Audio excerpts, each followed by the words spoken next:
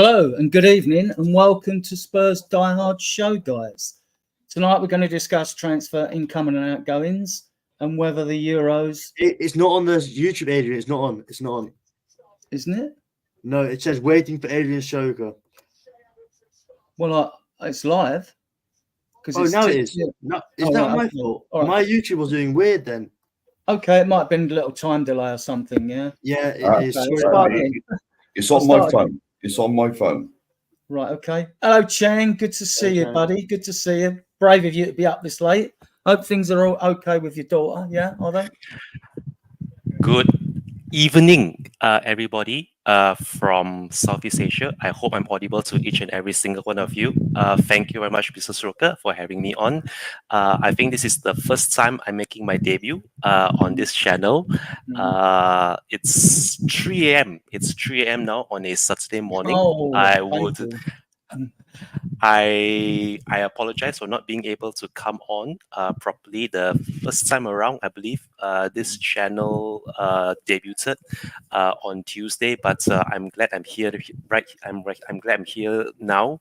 And now that the Euros are well underway, I hope everyone is enjoying the football festivities. And let's get right into today's topics. Today's topics of interest, Mr. Sroka. Back to you, sir. Right, okay. Thanks for coming on. I want to thank and warmly welcome Soren Krebs and Mark Cousins and Mod as well as Jang, who's an admin, and Charlie Riker, of course. Yeah. As I tried to say earlier, when we had a little technical difficulty, tonight we shall discuss the transfer incomings and outgoings and whether the Euros will delay prospective incomings and outgoings. Yeah. So what I wanted to do was to start with the outgoings first, and what outgoings you think will definitely leave the club, because I think logically that we're looking to get rid of players before we bring players in. It may happen simultaneously, once deals are agreed, but I think that's what happens. So I want to just throw some names at you guys, and then we'll move around the table. We've got Gill's not happy, he wants playing time. Spencer's been linked with Genoa. Rodon's been linked with Leeds, Ipswich, Southampton. Emerson's been linked with Italian clubs. Højbjerg has been linked, but not so strongly linked with too many clubs. But Lo Celso has, because he's been linked with Villa because he played under Unai Emery before. He's also been linked with Real Betis. And today I read that Lazio were interested in him. Right. So we start with those guys, and we'll go with the guest first. So Soren, do you think we'll get rid of all those players? And yeah, I actually do. I think the big one that you missed out, which I think has been announced today, is Ndombele. I think he's actually gone now, hasn't he? So that's a bit of good news for a change. Good riddance to him. Watch him go get a free somewhere and absolutely rip it up now. That's the typical sort of thing, isn't it? But and what's worse about that is has he not won 2 titles and all while he's been away from us? That makes it even worse. And he has offered himself to Barcelona. Yeah. That's just. I mean, look. Let's give him some praise. If you cannot play for the club that signed you for 4 years, you've gone out on loan, you've been under 9 managers that none of them want you, and you have the balls to go out and say to Barcelona, "I'm available." Then big up to him. But now getting back to it, I think most of them, if not all of them, will go. And I don't think we're going to get masses of money for them, but the one thing that I'm hoping will happen is that when they all go, that we will actually get some players in to make sure we're not going to be short, because it's a big list of players going out of the club. When you had them and you had Sessegnon and Hill and it's a lot of names off the list, and it frees up a lot of wages as well. So as much as we've been sort of saying, let's wait and see what happens in this window, if these players do go and we get some money for them all, there is no excuses transfer window. There's no hide. Yeah, just on that list of 6 I gave you, I left Ndombele off there actually deliberately because I didn't want to hear his name ever again personally. But looks like Gil, Spence, Roden, and Lo Celso will go. Yeah. The 2 that might take a little bit longer are probably Emerson and Højbjerg. If Emerson goes, we need to know if we're getting one of Vanderson or Geertruida in, or or even an Archie Gray at right back, who's a bit young but a fantastic talent, in instead. And the same with Højbjerg. I think we definitely need to get a midfielder. And if Højbjerg's going, and we'll come to them, or you can mention any that you fancy. Right, Alan. I don't think we're a million miles up. I mean, what if we want 25, they want to offer 20, we'll probably meet in the middle at 22, 23, something like that. I think if we really want Royal to go, I think he will go. And I think, there are quite a lot of links. It doesn't seem to go away with Vanderson, does it? So how much do you think we will actually, how much have you got an idea? I mean, I don't ask quick trick questions. But since 2019, I had it from a good source that we've spent 685 million on 29 players, of which probably a third of them have been okay, and they're the recent ones where we failed a lot better in the transfer market. Yeah. But that averages out at about 137 million a year. That's with COVID and a loss of a year and a half's gate receipts, which would amount probably to about 180 mil or something like that. So I was juggling with, I know Sean Butler's very good with finances. He thinks Spurs will have 120 mil to spend. I think that's a bit conservative. I think we'll have about 150 without players going out, right? What do you think? No, I think that 120 mark is about right. Okay.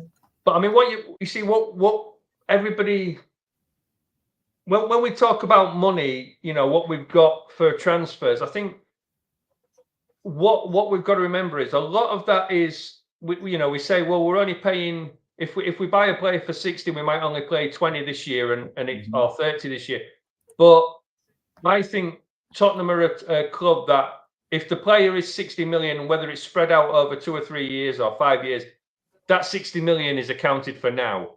And I'm sure I read somewhere not so long back, we was about 280 to 300 million still owed on players. So, I do not see a lot of money being spent until we know what players are going out. I think there'll be 1 or 2 signings as we normally do, and then there'll be a big push on the players going out. Then it'll be a little bit more maybe to spend, but I'm seeing figures of 200 million branded, about 190 million, 180.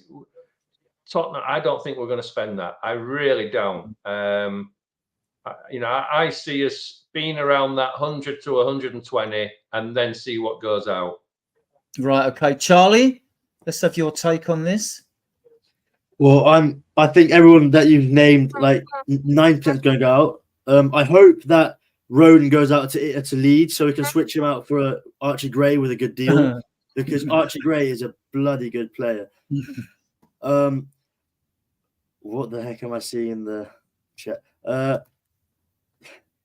Archie Gray is a bloody good player. I think Lo Celso will go out. I think he'll go to Lazio with the new links because he is a great player. I think he's like, we could get like 18 or 20 million for him. Emerson Royal, we could get 20 million for him and selling him into Inter Milan. I think we could get 10 million for, I think in total we could get like 100 million in sales. No, sorry, not 100, 50 to 60 million in sales, which could get our transfer budget up to 180 million. So I think all these players are going to contribute to like 3 or 4 great players, like an Eze, and then it's a good striker, good defensive midfielder, and then a couple like youngsters. So I think in that aspect, there's a lot of people going to go out, and I think the big money guys are going to be Lo Celso, Emerson. I think we could get Skip for like 10 million, and Heel. I think he could go for like 15 too. So in that aspect, I'll come to Skip a bit later. Mark, what's your take on this, mate? Sorry, I got the Euros on. That's fine. That's fine. Let us know if any scores. Yeah. No, it's 0-0 at the moment. All right. It's only just kicked off, mine. Hang on. 8 minutes. what's your take on those outgoings I mentioned? I will come to others later. Yeah, well, I'm sure we said this on the debut show, or I'm sure I said it. Like anyone who comes in, I want them to be improvements. I don't care who goes out. You know what I mean? If we don't want them, just get rid of them. You know, I mean, just get anything for them. You know, all right, that they have got some sort of value, but like, you know, you can't be what Levy's normally like, hold out for every penny, or else they'll end up. With that though, do you not worry? Do you not worry that sets the precedence for the future? That if we just let all our players go on the real cheap, that everyone's just going to come in all the time and expect us to sell cheap. Yes, but you can't do what we normally do. No, I agree with you. Keep them about because someone's short of the bid by 50p or something. You know. Yeah. You know, I mean, I was watching a stream earlier. I forget who it was. And they said, like, we want for a Royal, we want 25 million euros, and wherever he's going. So is it somewhere in Italy? Yeah, AC Milan. AC Milan is what's AC Milan. We're willing to bid 20 million euros. Yeah. So you know what I mean. If someone's willing to bid that, then just take it. You know, I mean, but I think the thing is at the moment, when there's been a bid of 20 and we're looking for 25 and it's the first bid, you don't accept the first bid. No, of course not. I mean, if they came back at 22, then I think we'd be stupid to not let the deal go. It is 1-0 Germany. It is 1-0 Germany. Number 17, whoever that is, has scored. Good. Chang, your take on the outgoings, mate? I think I'm not going to have to elaborate too much because everyone else has pretty much said their piece on the outgoings. If there's one bit of outgoing business I would really love to see Daniel Levy get over the line, it is to it is to send Jet Spence back to Nottingham Forest from whence he came, and hopefully we will get Morgan Gibbs-White in the exchange deal. So basically, he's going to Genoa. He's going to Genoa. That is why I was a bit hesitant really when I heard the news of him to make his loan move permanent in Italy to go to Genoa, from whence I believe Dragushin came from, and now that he's unavailable to be sold back to Nottingham Forest, maybe we can use Brian Hill or someone else as a sweetener to try and price Morgan Gibbs-White from Nottingham Forest, because I feel that Morgan Gibbs-White will be a very good addition to a squad, more so than Conor Gallagher, I feel, for someone of Morgan Gibbs-White caliber, especially if Højbjerg is indeed on his way out, which seems very much to be, on the cards. So yeah, I think pretty much all of those names, even Fraser Foster too, for a backup goalkeeper. I honestly feel that this is the time right now that we need to look into maybe bringing Austin or even Whiteman into the fold, if either of them are ready to make that big leap from the youngsters, or rather from the bench to our second goalkeeper's second choice. But if not, then I'm pretty sure there are other fantastic goalkeepers out there, something in the ilk or in the same vein as a Paulo Gazzaniga, to offer themselves as a backup goalkeeper, something younger and a fresh new face compared to someone like Fraser Foster. Back to you, Mr. Stroker. We do have good younger goalkeepers. I mean, the under-21s have been a joy to watch. We have the Irish goalkeeper, Josh Keeley, and you have Mark, and you have Gunter, right, who's made some brilliant saves for the under-21s this year. But with Austin, he's signed a 5-year contract. He's 24, 25. You'd have thought we'd been hearing a lot of noises about him, but all the good noises we're hearing is from the academy, other academy players. We hear everything about our centre backs, midfielders, and forwards in the academy. We don't hear too much about left back and right backs in the academy, at the moment. I mean, we've got that Charlie Sayers we got from Southend, and Leo Black has stepped in at right back, but he's more of a wide attacking player anyway. But with Austin, the reason he was given a 5-year contract at his age, and the reason Whiteman's kept is because they're academy trained. Now, academy trained players, you have to have 4 for Europe. Out of your 8 homegrowns, you have to have 4 academy trained players. And so 4 of them, we've only got 4 now, because as Soren rightly said earlier, Sessignon and Tanganga have gone, that we had 6. Now we've only got Skip, Parrott, Whiteman, and Austin. So although Leeds may be interested in Skip, and there's been a few Dutch clubs interested in Parrott because he scored 17 goals for Excelsior on his loan out there. Mind you, it's the Dutch league, and Charlie knows more about it than I do. I think we have to keep him. I think you can promote from the academy into your squad, but you're doing yourself out of a player, because the under-21s on the B list, they don't count. So you can have as many of them as you want. So we don't know with the club. They haven't been totally transparent, but as it stands, if they stick rigidly to what they are, we've got 4 academy trains. We've got 8 homegrown. That isn't a problem. We've got that, right? Does Pat Sarr come under? Is he just homegrown rather than academy? I wish you hadn't asked me that, because this is a moot point. I've debated this with people because he was registered with the club for 3 years, even though he was loaned out in France. I said my understanding of the rule was that he would count as academy homegrown. Yeah. And someone said, and I've never had the rule really. I'm not 100%, even though I'm confident I might be right. I'm not 100% confident I'm right.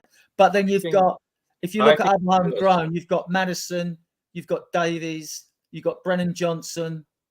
Then Davies is only in Premier League. He's not in Europe, is it? No, but he counts as homegrown. But not in Europe, is it? Because he's Welsh. No, not in Europe as such. No, but we've got the 4 homegrown for that. So I don't think that is so much an issue. I think this is the reason we've had a bit of traction on Marcus Edwards and Walker Peters, because they're homegrown. There was no mention of Madueke at Chelsea. He'd be the one I'd want out of those 3, the winger. But that was like that was like Eric Dyer, wasn't it? Because he grew up in Portugal. Yeah. He Europe, they wasn't didn't count. For the Premier League, they did count. And I don't know if Davis had done an extra year now, so he counts for Europe. I'm not quite sure on that. But the club will be aware of this. They're not going to let them, set themselves a pitfall to mean they've got to cut one member from the squad or 2 because they can't make the limits, So I don't see Parrott and Skip going. But to be honest, I think Skip is going to need, he's under contract. That's what, if he wants to go. Now, I'm not sure if we keep him on the 25 list as homegrown, if then we still don't loan him out for game time. Because, you can't fault him for his effort when he comes on the pitch. He does give his all, right? He does give his all, but we've got 4 midfielders in front of him. Sometimes he hasn't made the match day squad, and he's getting very little game time. So unless he went away with Spurs pre-season in 6 games we've got and did something outstanding, he'd be better off further in his career elsewhere, either going out on loan or whatever, because I've got nothing against the kid, but obviously I want, he's just not got enough for me, I don't think. Is he the one that was Norwich's player of the year when they came up? Yeah. The year, when they were in the championship. I think he's too good for the championship, though. I think he would do well. Yeah, he could do. He would do well at a Bournemouth, Palace, somewhere like Ipswich. that. Ipswich. Who are we talking about now? Sorry, I just switched talking about Oliver Skip, Charlie. He should go to Ipswich because Ipswich is going to go down again. But you know what I mean? I want them to stay up, but it's inevitable. They don't have the squad. He should go to Ipswich just to get all the game time in the world because he'll be the best midfielder of all of them. I go to a couple of Ipswich games a year. Their midfield is crap. They can't do crap. I agree. They're going to crumble. So getting a Skip, getting like academy players, give them all to Ipswich, and Ipswich will give them the time of their lives. They get them to play a lot. I think you're right there because I think the thing that Skippy needs is that confidence. And if he goes to somewhere like Ipswich, then he's going to get game time. He's going to be adored by the fans, hopefully, and he would get that confidence. Now, whether that's alone, we've heard Mourinho and we've heard Conte, managers come out saying he's a future Spurs captain. So he must have Yeah. something. You know, I mean, we just don't see it. But I think from what I understand with Skippy, his preferred or his best position is that number 6. And we never play him as a holding number 6. 2-0. 2-0. Yeah. Whether he's good enough to be a number 6, I don't know. But you know, that's what I would like to see. I I think would he say. gets- Go on, Sorry, go on, Mr. Tim. Snooker.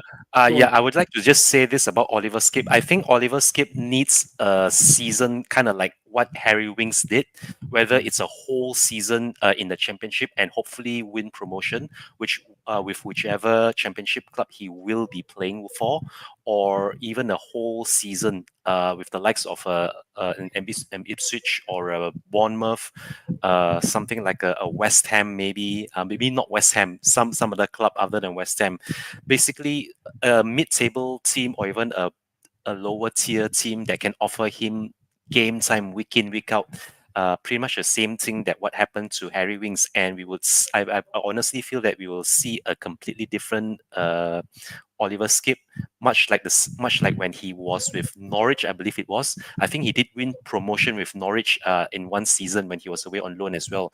That would really do him a world of good. And if you look at his trajectory, his progress since winning promotion with Norwich, he hasn't been really excelling, and that shows really for both club and country. So Oliver Skip definitely needs a lot more game time, and under Big Ange, I doubt that's going to happen anytime soon, not with the kind of names that we are being linked with in midfield, assuming that this Højbjerg does indeed make his exit. So yeah, Oliver Skip definitely needs lots and lots of game time in order for him to properly excel. Back to you, Mr. Stroker.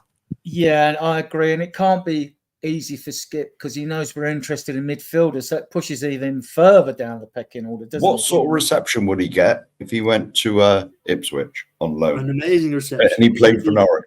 A warm one, I'm guessing. No, he went to Norwich. No, I think they'd call him a bit of a traitor because there is a massive hate there. And they wouldn't. I know he is. I don't think they take him with open arms. You'd have to be a really good player for them to be like, okay, we'll accept you. Yeah, right.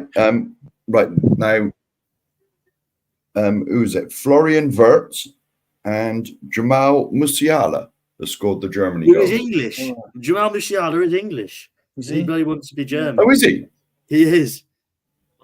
Just half English, I believe. It's not fully English. It's half English. Yeah.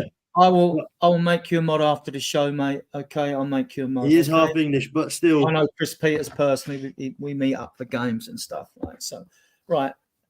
Okay, so now your take on like the Euros have started. How do you think it's going to affect our transfer dealings? Do you think it will delay prospective incomings and outgoings, or do you think our recruitment team have been working hard and already got probably three players, a list of players in every position, like Paratici used to do? I think the Euros are going to do us over. I think a couple of our players that we've got in our list are going to be overperforming this Euros, which would make their price go up, skyrocket, and then Levy won't want to take them anymore. Because we've seen how this has gone with McAllister, who was literally not even that expensive after the Euros. He went up massively. Cody Gakpo, all of these lesser-known players that teams were linked with just had an amazing Euros, and then their price went up by 50%. I think if that happens to us, Levy will not go for the same players, and this transfer window will go drastically wrong, like in complete different way. So I don't want our players that we are linked with to do well. So I think there's going to be a lot of effect this transfer window, because if they have a bad transfer window, their price will go down. So it's got two sides on it. Yeah, it'll be the same old stuff as far as I'm concerned. We'll be linked with everybody and get the second or third choice. That's what normally happens. It's like Poundland shopping again. Even though we are FFP kings allegedly. Yeah, but I think the problem with this FFP is, as we're seeing with Chelsea, like we said the other night, it's becoming a mockery because, look, if you look at it one way, what Daniel Levy, and I know people don't like it, and I don't like the business side of the club, but if you look at what he's done over the last however many years, he's built up for this, and it's kind of going to be pointless. You know, this this fair play type thing would suit Daniel Levy's pocket because he don't want to reach into it. Yeah. Whereas now, you've got teams like Chelsea that as soon as they do one thing and the Premier League clamp down on it, they've already got the next thing in place to get around it. And until the Premier League actually sort out this mess that they have created, there's never going to be a fair playing field. And so FFP, as much as it kind of looked like Daniel Levy had done the right thing, it actually now seems to be turning out that, as a lot of people have been pointing out, it's not going to work. And sorry, Germany have just got a penalty, so it looks like Scotland just will fly home now. Well, just on that point, you're talking about the money aspect of it all. The new rules are going to be voted on by the end of this month, which are SCR, which is squad cost ratio. It's not going to be the 3 years where clubs could lose 35 million a year to a maximum of 105 million. But there's obviously going to be a transition from FFP, financial fair play, or PSR, profit sustainable rules, to the new system. Now, the new system, as I understand it, is a lot simpler. I mean, Spurs earned £549 million in the last financial report. Now, what you do is you take off the 251.1 million in wages. You take off 60 million off, because the 300 million we owe on amortized agent fees and players transfers. That'll be amortized over 5 years. So you take 60 mil off of that, you add it to the 251, you got 311. You take 20 million interest on a debt off of that, so you're now at 251, right?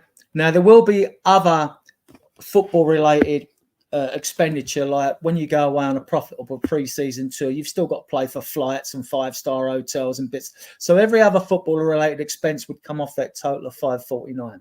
So say it was, just for argument's sake, 349 million. Now you're left with 200 million. That's the figure all clubs will be looking for, because out of that figure, under the European rules, you're allowed to spend 80% of that. So if we got 200 million left, we're allowed to spend 160 mil. Well, we've been spending on average 137 mil, so there ain't really a lot in it. I mean, it's still a lot of money if we had it, but I mean, it's not a lot. Or if you're a poorer club, it's 5 times what the lowest club can spend in the Premier League. That's the new rules as I understand it. I mean, it's not hundreds of millions. It's not like 80% of 549. It'd be pointless bringing the rules in, because then you'd be talking like 80 million. You'd be able to spend 400 odd million, which would be ridiculous. But anybody thinks we can spend hundreds of millions, it's for the birds. But look, as you said, Soren, rightly, 120 million goes a long way, even if it's only 120, because you could get 5 players in. You could put a 20 mil down payment on 5 quality players. They could be 50, 60 million pound players, or even more expensive than that. And you'd still have money to go again in January, and you wouldn't be talking about player sales. So we're in a very good position, right? Yeah, Chelsea. I'll come to that as well, Chris. What it is with this FFP and all the rest of the acronyms they come up with is that these days you need a better accountant than you do a chairman, because they always say that a good accountant will save you the amount of money that you would have paid in tax. You know what I mean? Because they know all the loopholes, and so that's all it is who's got the best accountant now that can cook the books. What makes a mockery of it all, though, is that the Premier League they'll have some of the best solicitors and accountants and things like that, and they still, they've written a rule that has more loopholes than a chuffing, Aero chocolate bar. It just does not make any sense that a governing body who writes the rules cannot make the rules watertight. It wasn't well thought out, was it? It wasn't well thought out. It was the most. I mean, it's a little bit like these referees when they get together and say, "How are we going to sort out offside?" Oh, I know. If his toenail's offside, then it's not a goal. Or if it hits his armpit, then we'll award a penalty. it's just ludicrous that the people in charge cannot get it right. And I mean, FFP would have been a good idea had they been able to do it. But then, you've got teams like Man City and Newcastle and Aston Villa now, and Chelsea, where they don't give a monkeys about the rules, and that's just not right. And they just basically they just basically stuck two fingers up. Yeah. I mean, and they've spent roughly 30 million on legal fees, which could have been used somewhere else in football. But it's legal fees again, and you just think that 30 mil could have gone somewhere where it needed. But I mean, you can't blame Chelsea. Chelsea are doing what anybody would do. Yeah. They actually haven't broken the rules. They haven't broken the FFP rules. They're in a lot of trouble for a lot of other things because they've posted. If you post wrong accounts, technically that's fraud. The taxman will come here want his cut of what you haven't declared or paid anyway. Right? That's fraud. But the hotel hasn't been ratified by the Premier League that they want to sell to one of their companies to try and get them out. Well, that we'll wait and see on that one, right? There was an article in the Times by Matt Lawton. There was another one in the Guardian about the wrongdoings at Chelsea, and they haven't been charged yet. And their charges are going to be worse than Man City's. The reason they haven't been charged because they're still looking into their accounts. There was rumours about payments by offshore companies to pay players' wages and bonuses. There's a story by Matt Lawton, or was the Guardian story about one of their executives was given a few million to buy some property in London. All this stuff. There's little stories like that. Now at the moment it's all sub judice and we don't know the charges. This is why Chelsea haven't been charged. With Man City, it's different. Monday they want to take one with Chelsea, where they've now put shares on the women's team, which will all come back into the first team, allowing the men's team to spend more again. But with them buying players, if they've bought a player for 100 million, whether it's Enzo Fernandez or whether it's Mudryk, whoever it is, they amortize the payments over 8 years and sign them players on 8-year contracts.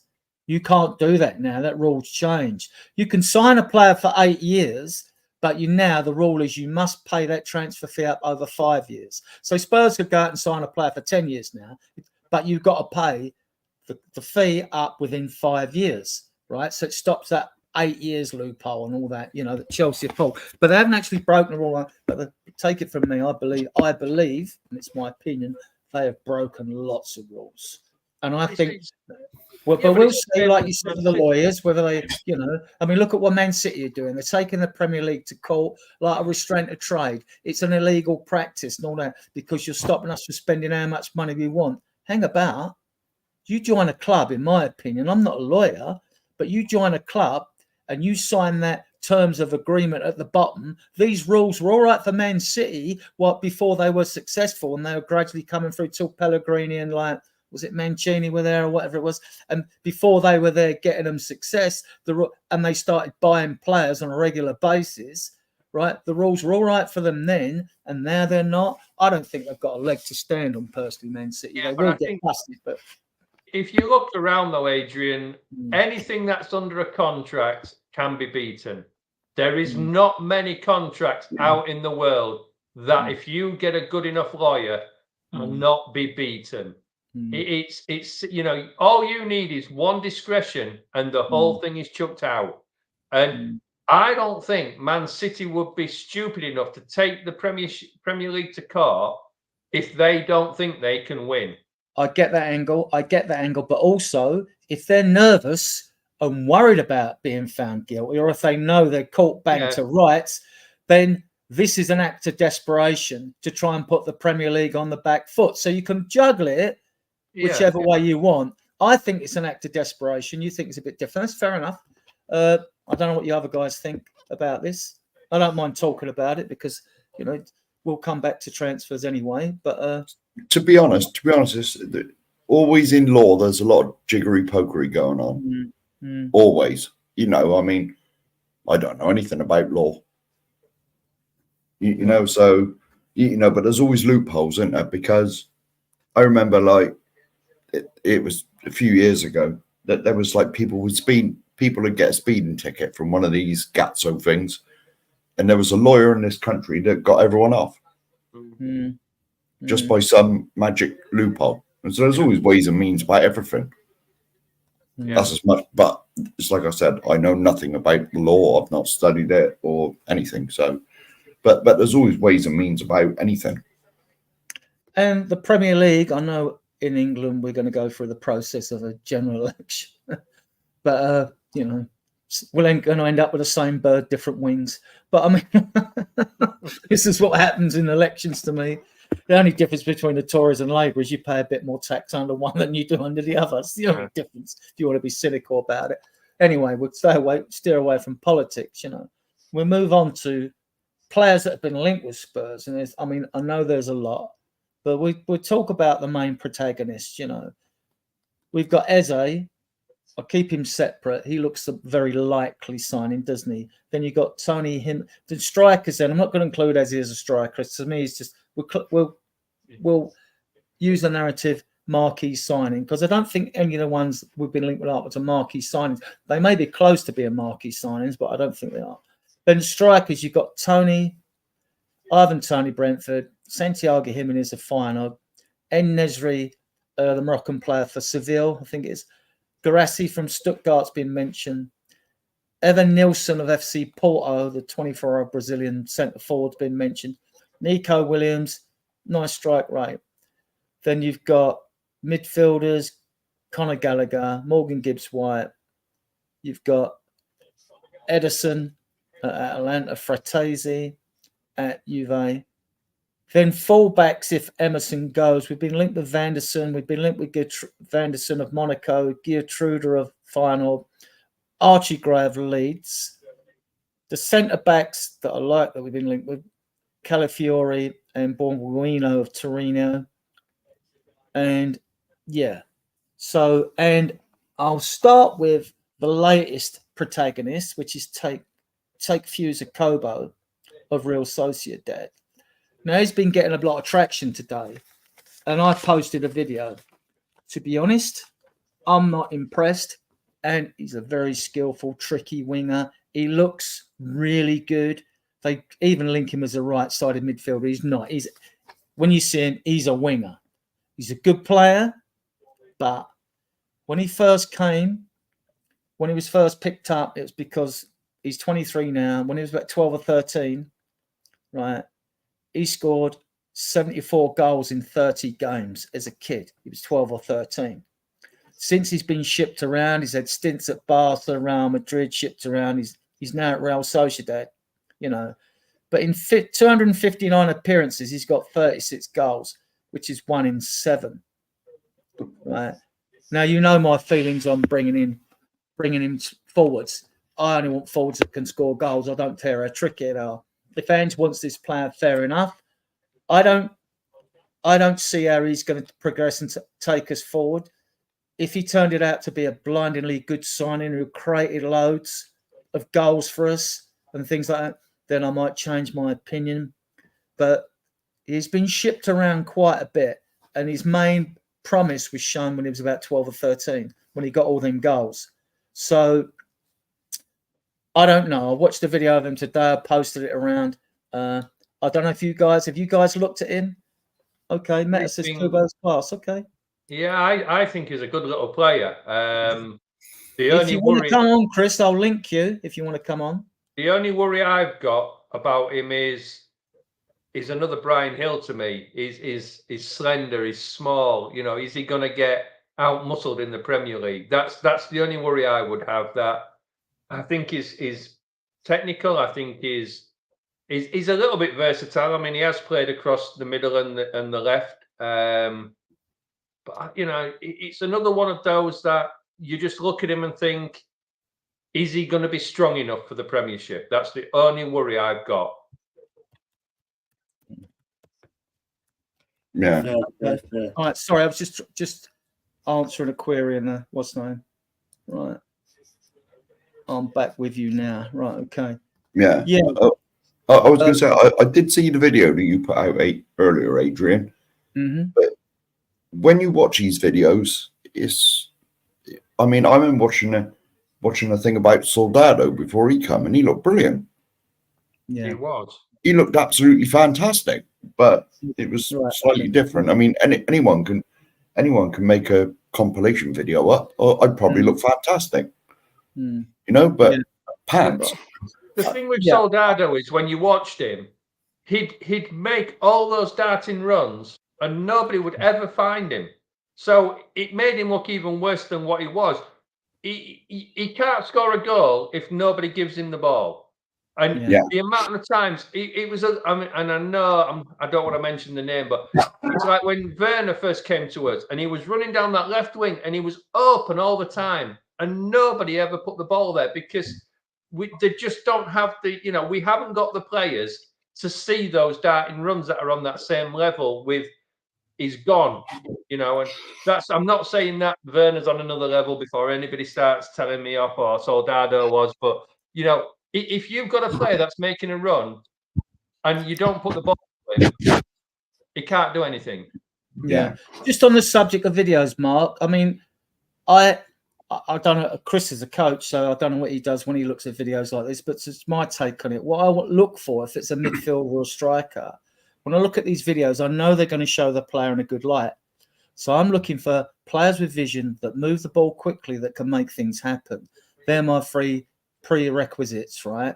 If they're a defender, I'm looking for positional play, intelligent awareness, and obviously if he's got this good skill set of being defensive, good in the air, you know, whatever. So I do look for something different. I know what you're saying. I agree. Most videos of players, Brazil Scout, I look at most of the time.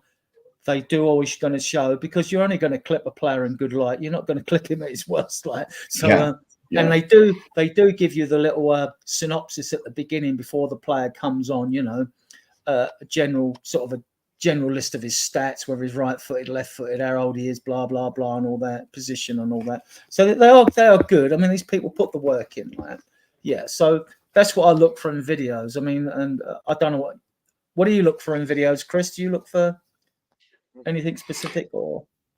Well, first of all, thanks for having me. Yeah, thanks for having me on. It's good to be here. Hello to everybody, and in the chat and watching, and the panel, of course, and to you, Sir Adrian. What do I look for? I mean, it depends on, you know, of course, what you're a defender, if you go to ground, if you can hold your man, if you know when to time your tackle. If you're looking at offensive fullbacks, you know, can they carry the ball? Can they get forward? Can they associate well? I mean, it all depends on what what you're looking for. And a Brazil Scout. I mean, I've seen so many videos. I mean, it all really depends on what you're looking for at the end of the day. You know, if now we're looking for a number 8 or we're looking for a number 6. So basically, not all number 8s or number 6 or midfielders are going to suit the way we play, because we play a certain way. Right. So if Arsenal were to go out, Chelsea, Man U, Bayern Munich, whatever club, were looking for the same, you know, a midfielder, they wouldn't be looking for the same one, you know, as we are. And that just, you know, it's pretty basic and obvious to say, but, you know, it's pretty specific to each kind of case. So what I would recommend, you know, we do in the midfield, and what I would look at is someone that is versatile. And that can, you know, if we're looking to progress play, but can also read whenever we lose a ball, right? Whenever the opponent regains, and whenever we can kind of know when to press, when that actually, you know, the Gegenpress, you know, to use the German term, when that actually has to be implemented, the second that has to be implemented, whenever we lose the ball, and to go and regain it as well. Because if not, the defense, and we've got a very, very good defense, right? That can only improve, of course, because it's the first year, but we've got 2 stalwarts in defense, and we know this with Romero and Van der Ven. We've got a great keeper. He's not even at his peak yet. He's like at least 5 years away from being at his peak. Okay, because keepers, you know, they obviously peak later on in life. We've got a very, very good team, and our defence suffered because the midfield wasn't doing what it was meant to do, right? And what I look at, you know, just to answer your question, is a bit of that. Is not just someone that, like a Busquets, for example, that just sits there, controls, scans, has extremely good spatial awareness, and does it all from there, right?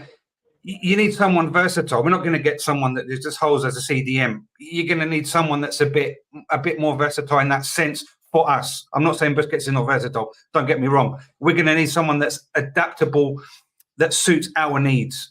So, you know, that's what I look at. You know, just to answer your question, Adrian. Thanks. Right, yeah. The other question. Right, sorry. 1 minute. Germany now have a penalty. Another one. Well, the last one never got given. It was just outside the box. Okay. It was a foul. Yes, Yeah. the other thing was because you had a different take to me on Takfusa Kobo. Your opinion on him? Oh, sorry. Yeah. Listen, Kubo was at the Barcelona Academy, and he was asking for €1 million when he was like, I don't know, 6 months old. Something stupid. Like, I'm exaggerating just to get the point across, right? And we didn't value him to be like €1 million per year, like player, because no one at that age, like 16, whatever he was, on €1 million or what you like, mate. I mean, come on.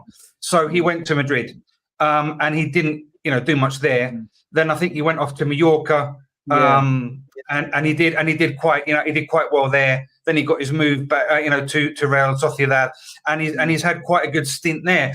And basically, I think that technically he's very good.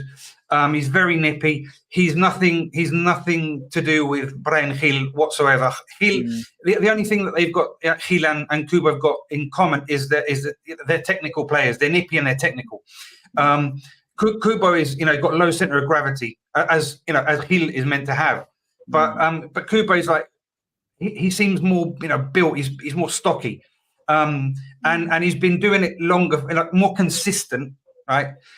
On a more consistent level than Gil, because he's chopping and changing styles, he's chopping and changing leagues, and he hasn't had that consistency that players need, to bolster themselves.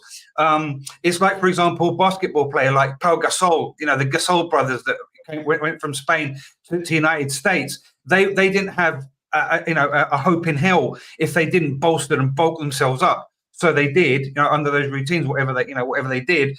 But that 3-0, is it? 3-0 penalty. Would you be happy to take him then? Would you be happy if we bought him then, Chris? I think that are there other options out there? Yeah, we're talking about Marcus Edwards, we're talking about Chiesa from Juve. I'm not sure about him, but there are names that have been floating about. But yeah, I would be happy because I think that he does up the quality of the team, and in certain moments that, for example, like Decky, like Brendan Johnson, the players that we've got seem like afraid to go one-on-one with our rival. This guy will do something different with it, and that's just my take on it. At the end of the day, when you go down to the wire and you have to do something, it's down to the player and it's down to the rival that he's got in front of him. But of course, different players, Do you think he's worth 51 million if we've got to do the release clause? That's euros, is it? So that's what, 30 something? 40 odd, probably. I don't know. Better convert that. Late 30s, early 40s. I think it's 51 million pounds. That would be very steep. That's very steep, Soren. I don't doubt apparently we've offered 42. And the release clause is 51. Are you okay? So what is that? All pounds? Well, have we offered? I'm just going to look to see. It's showing a pound sign, so I'm assuming it's in pounds rather than euros. Have we really offered? Well, To answer your question, I did follow that lead today. Whenever it came out. And of course, at least I don't take things just for face value because once someone or an outlet or a media outlet says so, even if it's the most prestigious one. So I go looking, and here in Spain, I was searching for the information regarding Real Sociedad, regarding Takekubo, regarding Spurs, etc. And I came up. I didn't come up. I found 2 other outlets that reported the same thing. So apparently, if we can take at least 3 different outlets, yes, Spurs have offered, whatever the price may be, according to Soren, whatever that, price. Yes, Spurs have offered and are interested in Takekubo, yes. So the media always inflate prices, don't they? anyway, and we never know what the true price is till we get a bit nearer to they're talking a bit more, and then we hear about if there's a $5 million difference or whatever. I mean, when you're talking that amount of money for him, I mean, the buyout for Nico Williams is cheaper. You know, you could add a few quid and probably go for Concalves at Sporting, is it, or Benfica? Yeah, Sporting. They're different, though. They're different. We could get Marcus Edwards and Nico Williams instead of playing for that. We could get them both. Yeah. No. Just a quick update from the Germany-Scotland game. Not that I saw it, but Scotland had a player sent off. Must be for that penalty thing. It's like Chris Kamara when he was on Soccer Saturday, and they go to him and say, "We understand." Someone's, have they? I didn't see. That was probably one of the best bits of TV I have ever seen. Yeah, well, to be honest, I saw Scotland get a penalty, but I didn't see a Scottish player get sent off. Let's move on. Go on. Unless you've got something to say, Chris. Go on, Karen. No, yeah, about Nico Williams, because obviously here in Spain, Barcelona, etc. Nico Williams is heavily linked to Barcelona. He's in the Spanish national squad. He's always with Lamine Yamal. He's always, around this player, and he's heavily linked to Barca. And if the current financial situation at Barca is that they're not one-on-one, I'm not too sure how to explain that, but because we're in debt and FFP and all of these kind of things, there was a deal to sell publishing rights and media rights, etc., that fell through during the year, which meant that we weren't on level, one-on-one. So now there's kind of like the deal could go through with another company. So if that goes through, everything's going to be leveled out because we've got that influx of money. So that means that we can buy, within our means. And as soon as that goes through, I think it's the 60 million euro clause that Nico has. That's going to be made effective because there is apparently an agreement, a verbal agreement with the player already. So that's what I can update you from Spain, at least on Nico Williams. So without going then from, I mean, like, as you know, you're familiar with the Spanish league, without going from like the two biggest clubs, obviously like Barcelona and Real Madrid, are Barcelona looking, are there any truth that they want to sell Rafinha or get rid of Torres, or other players, or Real Madrid looking to do the same so they can bring in other targets that they've got their eyes on? I mean, what's actually happening there? Yeah, listen, regarding Rafinha, for example, he doesn't want to leave. Of course, I mean, he's on good wages. He's only been here like a couple of years, and he's got a lot of room a lot of room for improvement, and especially now under Flick, he wants to prove his worth, etc. But unfortunately, there are only a few players that are safe, so to speak, because of this financial situation that we are in. So the likes of Rafinha, who have a good CV in United Arab Emirates, like Saudi. They apparently are offering 80 million euros for him when we only paid 55 to Leeds, apparently. So, even though he hasn't been the best, he hasn't had, bad stats. He hasn't had bad stats, especially this season. But I mean, if you can make 25 million off, after 2 seasons, because the Saudis are, are crazy with their money, and that's that's back pocket money. To interrupt you, I think Charlie might have to go. You going, Charlie? Yeah, I've got to go, guys. Thanks for having me on, Adrian. We'll have you back. You're always welcome on this show, Charlie. Yeah. Okay, all right. Yeah, of course. Thanks for coming and giving us. Thanks. Have a good one. Yeah, I'll see you Tuesday. Sorry about that. Go on, Chris. I'll see you Tuesday. Briefly. Basically, it's all coming out of the media outlets, of course, and Flick was meant to arrive after holidays in July, when the season supposedly starts again, or pre-season, but he's actually now back at the club already. So they're trying to work it out to get to use the best possible time available. And players like Frankie de Jong, who has extremely high cachet, despite being heavily criticised. Apparently, he's staying now. Araujo, the Uruguayan centre back, was supposedly courted by Bayern Munich. Apparently, he's staying as well. That's 100 million that they were apparently offering.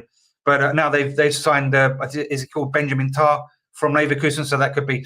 But regarding Christian Romero, and the Madrid connection, their first option is Yoro from Lille, and their second option, because obviously we got to see various outlets and see where the leads are going.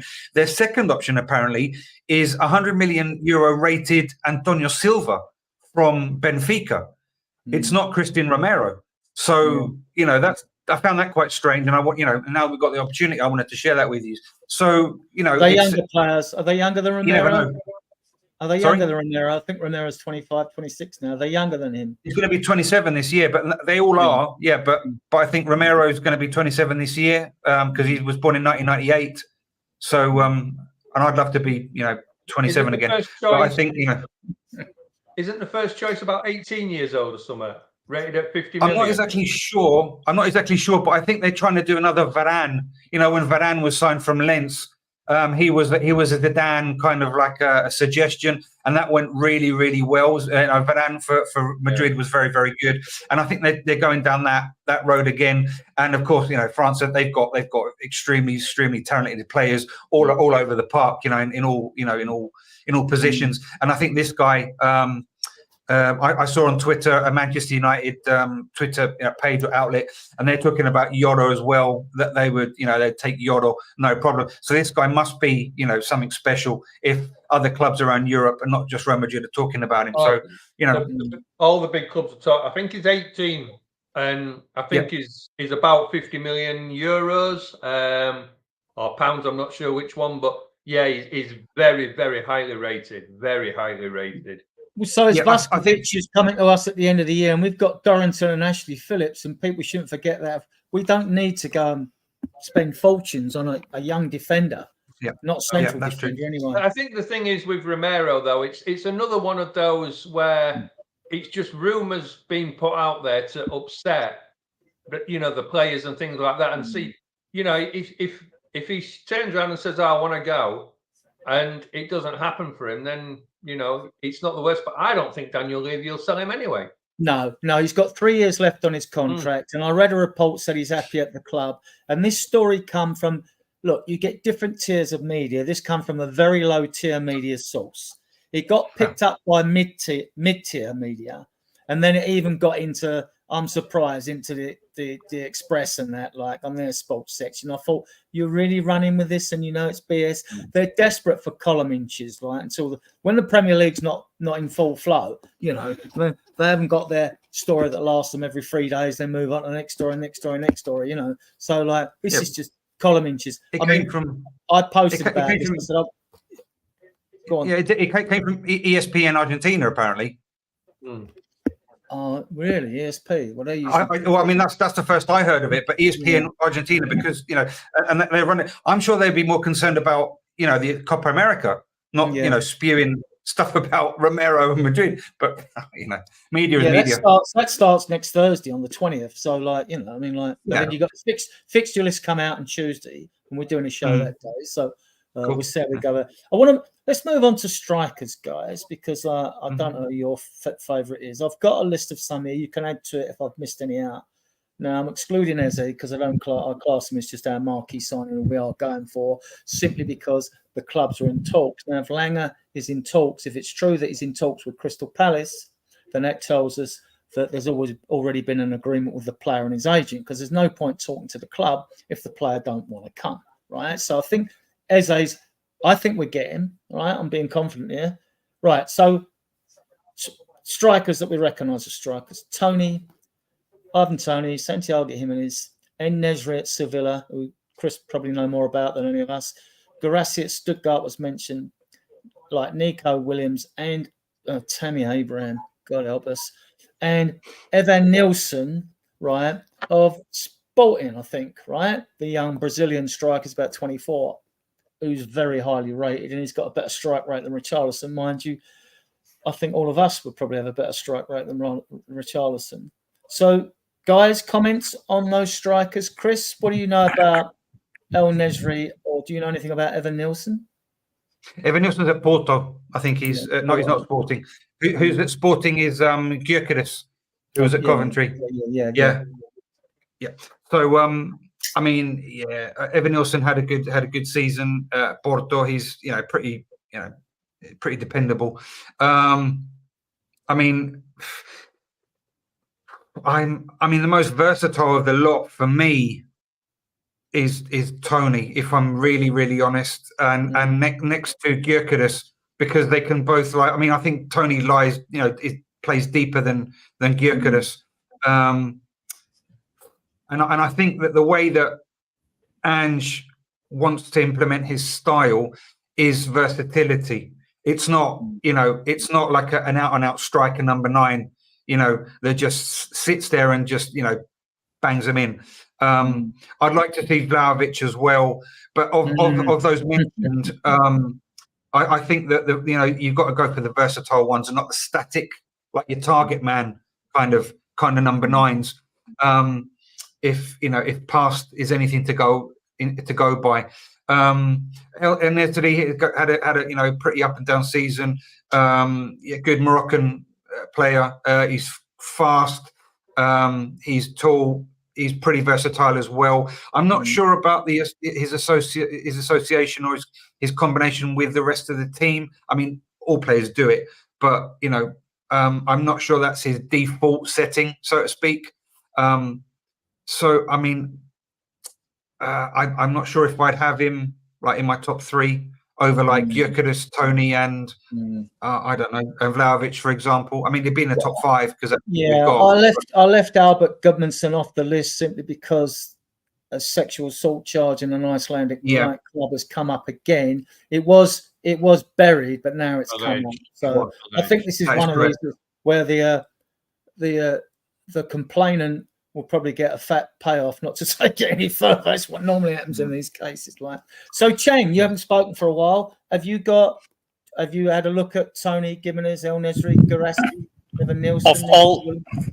Of all those targets, of all those names that you mentioned, I think, honestly, very practically as well, I think Tony's the one who ticks all the boxes. For me, the only thing that rubs me, homegrown and all that, and proven Premier League striker, the only thing that rubs me the wrong way about him is his attitude, and this was even before he was cleared to play again for Brentford, because even after everything he's been through, after everything the club has done for him and supported him, he's still openly trying to link himself away from Brentford to bigger and better clubs, if that's what he's trying to do all by his lonesome self. So I really do hope that if he does join, if Big Ange really does, give the green light to his signing, I really do hope that he has a massive improvement on his attitude and just his overall mindset when it comes to not how much your club can pay you, but just how much can you give back to your club, if that's even such a thing anymore amongst footballers nowadays, seeing as how everyone is earning big wages and just earning a living out of playing football. Is almost like earning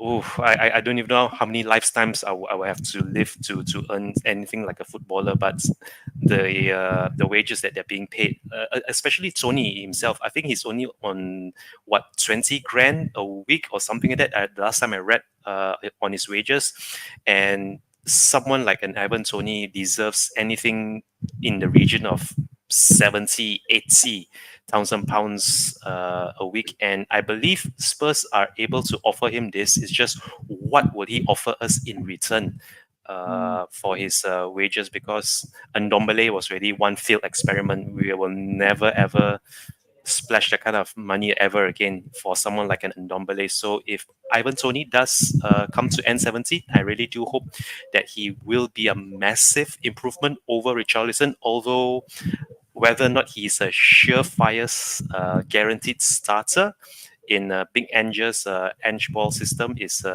open to debate. But if Ivan Toney doesn't work out, I mean, you already mentioned so many other names for us to look at. Santiago Jimenez. I really did fancy Jota from Celtic, who's now plying his trade over in the Middle East. I think bringing Jota in back from the Middle East to link up with his former boss, Big Ange, is a no-brainer. But whether or not he's keen to play in Europe again, now that he's earning big wages in the Middle East, is a different story completely. At the end of the day, I think whomever Big Ange brings in for our striker, he has to be a massive improvement over Richarlison to even justify his signing, let alone his his starting berth in the first 11. Because we can ill afford another Timo Werner. Put it this way, I don't think another Timo Werner like signing will sit well with the fans. You were saying?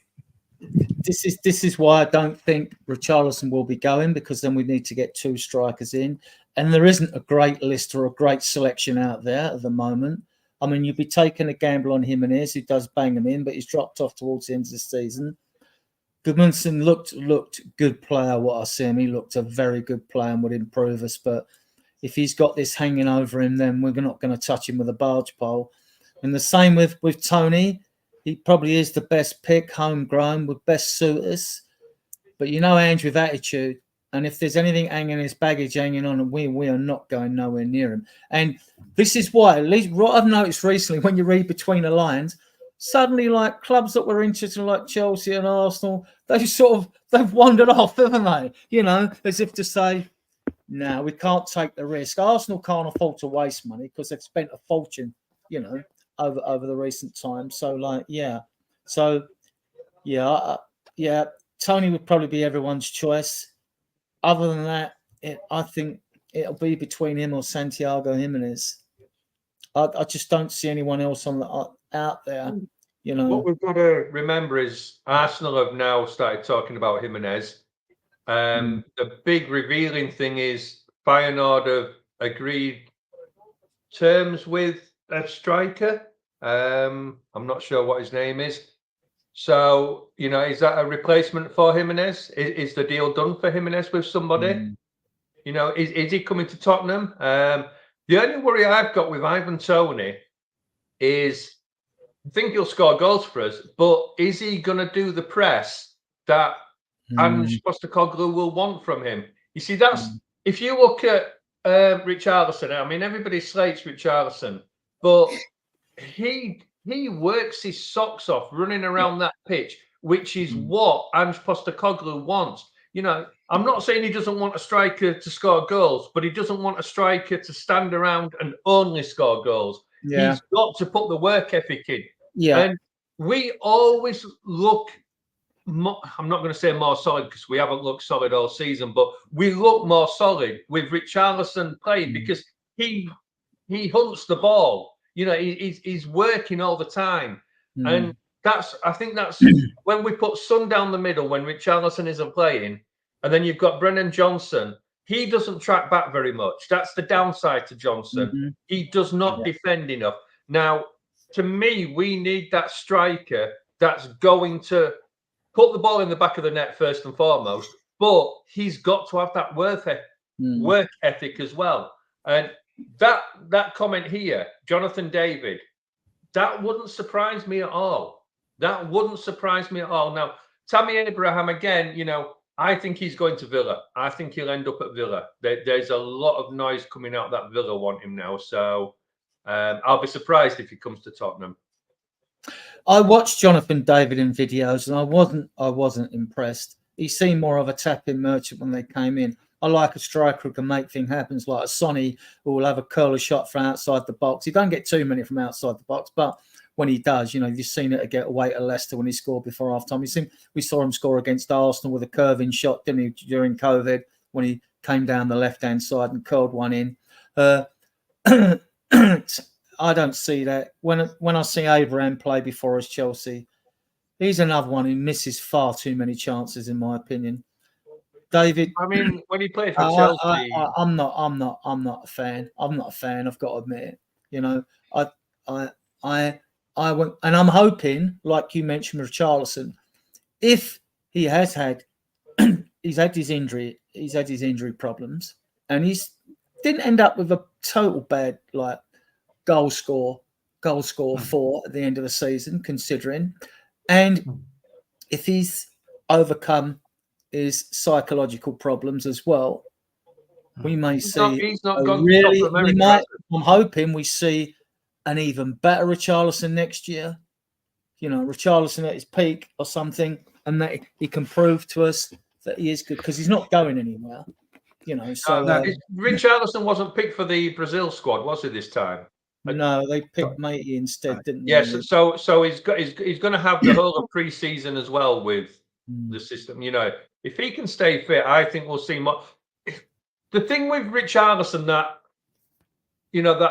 I think a lot of people don't necessarily see is we don't put the crosses that he needs into the box for him.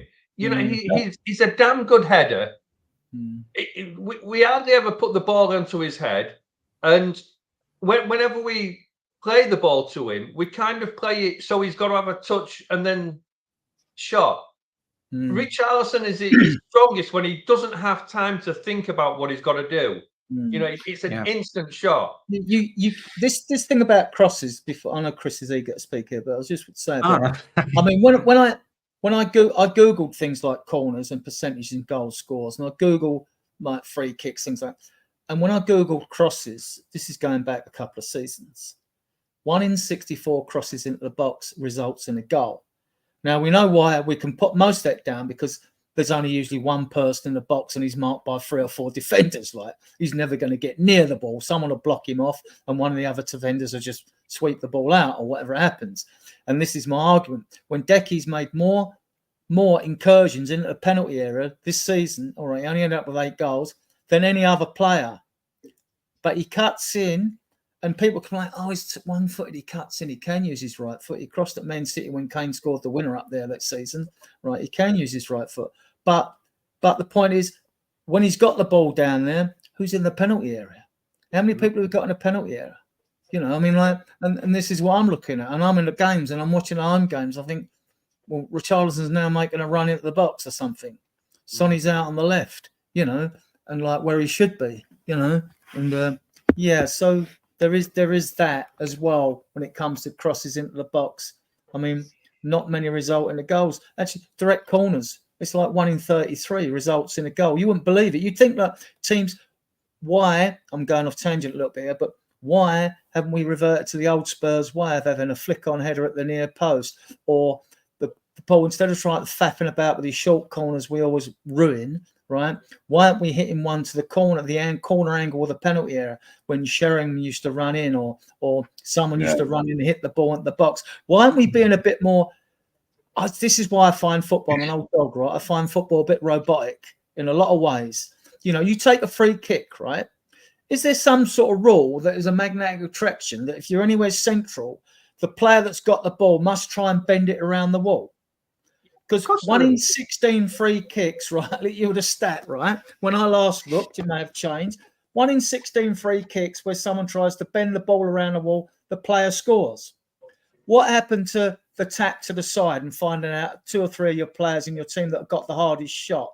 You're clearing the wall, and your goalkeeper might spill it, or it might go in. What happened to the little slide rule pass down the side of the wall when Argentina scored against Oddle's team in England, right?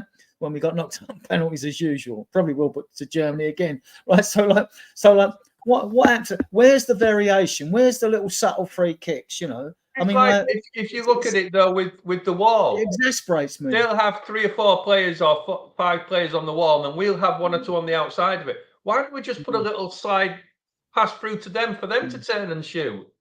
I can tell you why. Go on, Chris. Tell us. Player quality. Yeah. But I mean, I'm sorry that it's a very simple question. But if you're tricky with the feet, that's one thing. But if you're tricky with the brain as well, you can do these things, right? Because how many times have you seen a player over the ball, 2 or 3, saying, oh, "What are we going to do? We're going to do this, and we're going to do that." I mean, you know what I mean? And then two step away or 1 steps away, and then they do, and then it's the same, and they either take the free kick or they do, And as you're correctly saying, Adrian, they don't do something different, right? Yeah. But that comes down to the players as well, right? Yes. Because you know what I mean? Because whenever you've got good quality, tricky players up here, you're going to get that variety of different stuff that we didn't see in the 80s, 90s, in the noughties, that has become stale. And now football is more positional than it used to be. So that's why it's a bit boring, and it's a bit, oh, why can't you do this and why can't you do that? It's not because it's the manager that's saying that. It's because the game has evolved into this kind of boredom. It's regressed in entertainment value, and it's more result than, and there's only a few teams out there are actually entertaining us. And whether you're a citizen or not, but Man City are only one of the few teams that are actually trying to be a proponent of entertaining football whilst getting the result there as well. And that's I mean, I'm not a Bible of football. That's what I see, and that's what I think is happening, because the player quality up here is it just goes with the times. You know, whilst before you'd have Gaza, like, more closer to home, you'd have Gaza that would try something outrageous, right? And he was all right. He was okay. Sorry, he was okay. He was all right. He was okay. He was okay. But then you'd have Ozzy doing something. You'd have something outrageous, something that didn't, even the crowd wouldn't expect, the rivals wouldn't expect. Yeah. And if you pull it off, it was amazing. And now it's very, if the player comes short, you have to do it this, and if you do that, and it's very mechanical. It's very, like as you said, Adrian, very robotic, because it's positional. You see, and there's a big debate out there, and I read a lot, and I study a lot, and all of these things because of the courses that I do. Relationism versus positional play, and that is what's taking over those two, when I say it's robotic, I see the same thing in every game when teams set up, whether they're low block, mid block, or high press. They all do the same thing. When they do attack, right, the area in front of your opponent's in penalty area is called zone 14, right? Now, that zone is where most goals are scored. But they're not scored, and they've got to be scored when the balls move quickly within the first 30 seconds of being around that area in front of the penalty area. But what you see happens is it will go out to your inverted fullback or winger on the right, and then he'll go down to the wing, he'll cut back and pass it back. Then it will go across the penalty area to the left fullback or left winger on the left. Then he'll come back and he'll pass it, all trying to juggle the defenders around and get them to move. But if you diver on that, the other team gets set. I see it so many times with us when we don't move the ball quickly. When you're allowing the opposing team to get set, don't do that. And it's like hitting some crosses into the box when you don't do it. They've still got to clear it. When your luck's out, they clear it, they get away. But when the luck's out and they hit the clearance, a lot of the times the players hit the ball, they're just getting it out of the area, getting out of the danger zone, right? And then the ball might come to one of you. But this is fear. I think players fear their stats are going to look bad if they take a risk and they lose the ball or something. I don't know. I mean, but I just find this is why they play so narrow, to stop teams playing for it. Every team plays narrow. I get that. I get why they do it. And you'll always find there's a long tranche of grass down one wing, which is like open space. You see it in every game. So you can see how the coaching's come through in England. I don't know what it's like in Europe. It's got to be better, right? So you see they compact the midfield so you can't score, right? And defending is easier than attacking. Otherwise, you'll have a lot more goals scored, right? But unfortunately, the game has progressed so much that, of course, you don't, where you want your like, say for example, the worst case scenario, right, is you'd rather have your wings being attacked than your central channels being attacked, right? So you'd forfeit your wings or your flanks, your outer channels, than your central channels, which is logical. But then, are you talking about that they play so narrow, attacking or defending, Adrian? Defending. Everyone gets. Well, but that's logical. That's just a logical concept. And I mean, you're talking to the player. You defend. Keep them out wide. Don't let them cut in. Don't let them cut in. You know what I mean? Yeah, But there's two basic concepts to football. Whenever you attack, you have to be expansive. When you defend, you have to be compact. Whether it's on the left, whether it's in the centre, whether it's on the right, you have to be compact to reduce space, to reduce your rival's output. You see, that's just basic. And if you can contain it down one flank or the other, right, that is the best case scenario. Okay, that's the best case, because if you get done down the middle, like we got done down the middle versus Arsenal, versus Newcastle, versus loads of teams, right? But especially against those two, we got walloped at home and away at St James's. Then that's basically why. But not so much against Chelsea at home. When Romero got sent off, 3 of those goals, because I've got a whole spreadsheet about this, 3 of those goals came down the right flank. Right, and obviously, we were playing 10 men. I think we were playing against 10. I don't know whether we went down to 9. I'm not sure, but I think we were playing 10, and it was all down the right flank. All down the right flank. Now that's contradicting what I just said, of course. But if you don't defend your central channels as well, you're going to get walloped. But first and foremost, if you concede any area, it's the furthest part away from the goal possible, which is your flanks, definitely.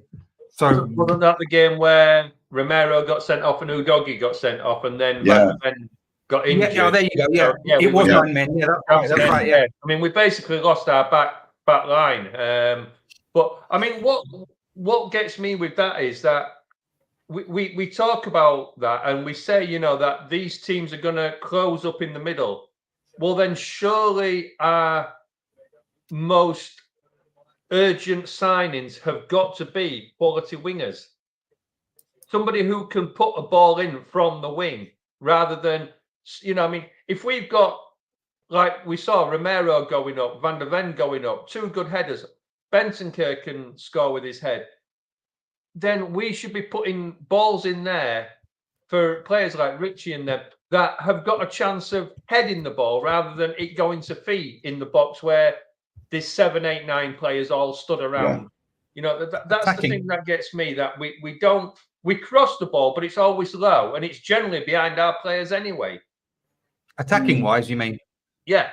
But obviously, if they're defending narrow to stop us going down the middle, but where you say, when we lost against Arsenal and that, and they came down the middle, the question there is, would we be better with that defensive number 6 player, or playing 3 quality centre backs, so we've got a back 5 rather than? No, I understand. I understand the question, but I think I mentioned it before about what do I look at when I think Adrian posed the question. What do I look at when I look at players, depending on what and the answer was depending on what player I'm looking at.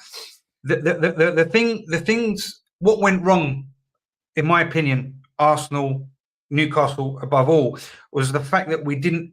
First of all, we lost the ball stupidly, right? Because if you haven't got the ball, you can't dictate play, right? That's basic concept. Okay. Second of all, if you lose the ball, you have to get it back as quick as possible. We didn't, right? We were trundling around the park, blah blah blah. Is the 6 going to do that for you? But does it have to be numerical? Does it have to be a numerical position? No, it can be a central. It can be a midfielder, right? That has good spatial awareness and that can read the game. I don't care if he's a 6 or if he's a 666. Do you know what I mean? This concept of we need a 6, we don't. We need, not specifically, because I don't think Ange plays with a 6. Well, right? Exactly, but I think the point is with the number 6, has he got the space to do his job anyway if our defenders are playing so high up? Because you might as well have a 3rd defender rather than number 6, because you're literally standing on the halfway line anyway. I understand what you're That's saying. a good point.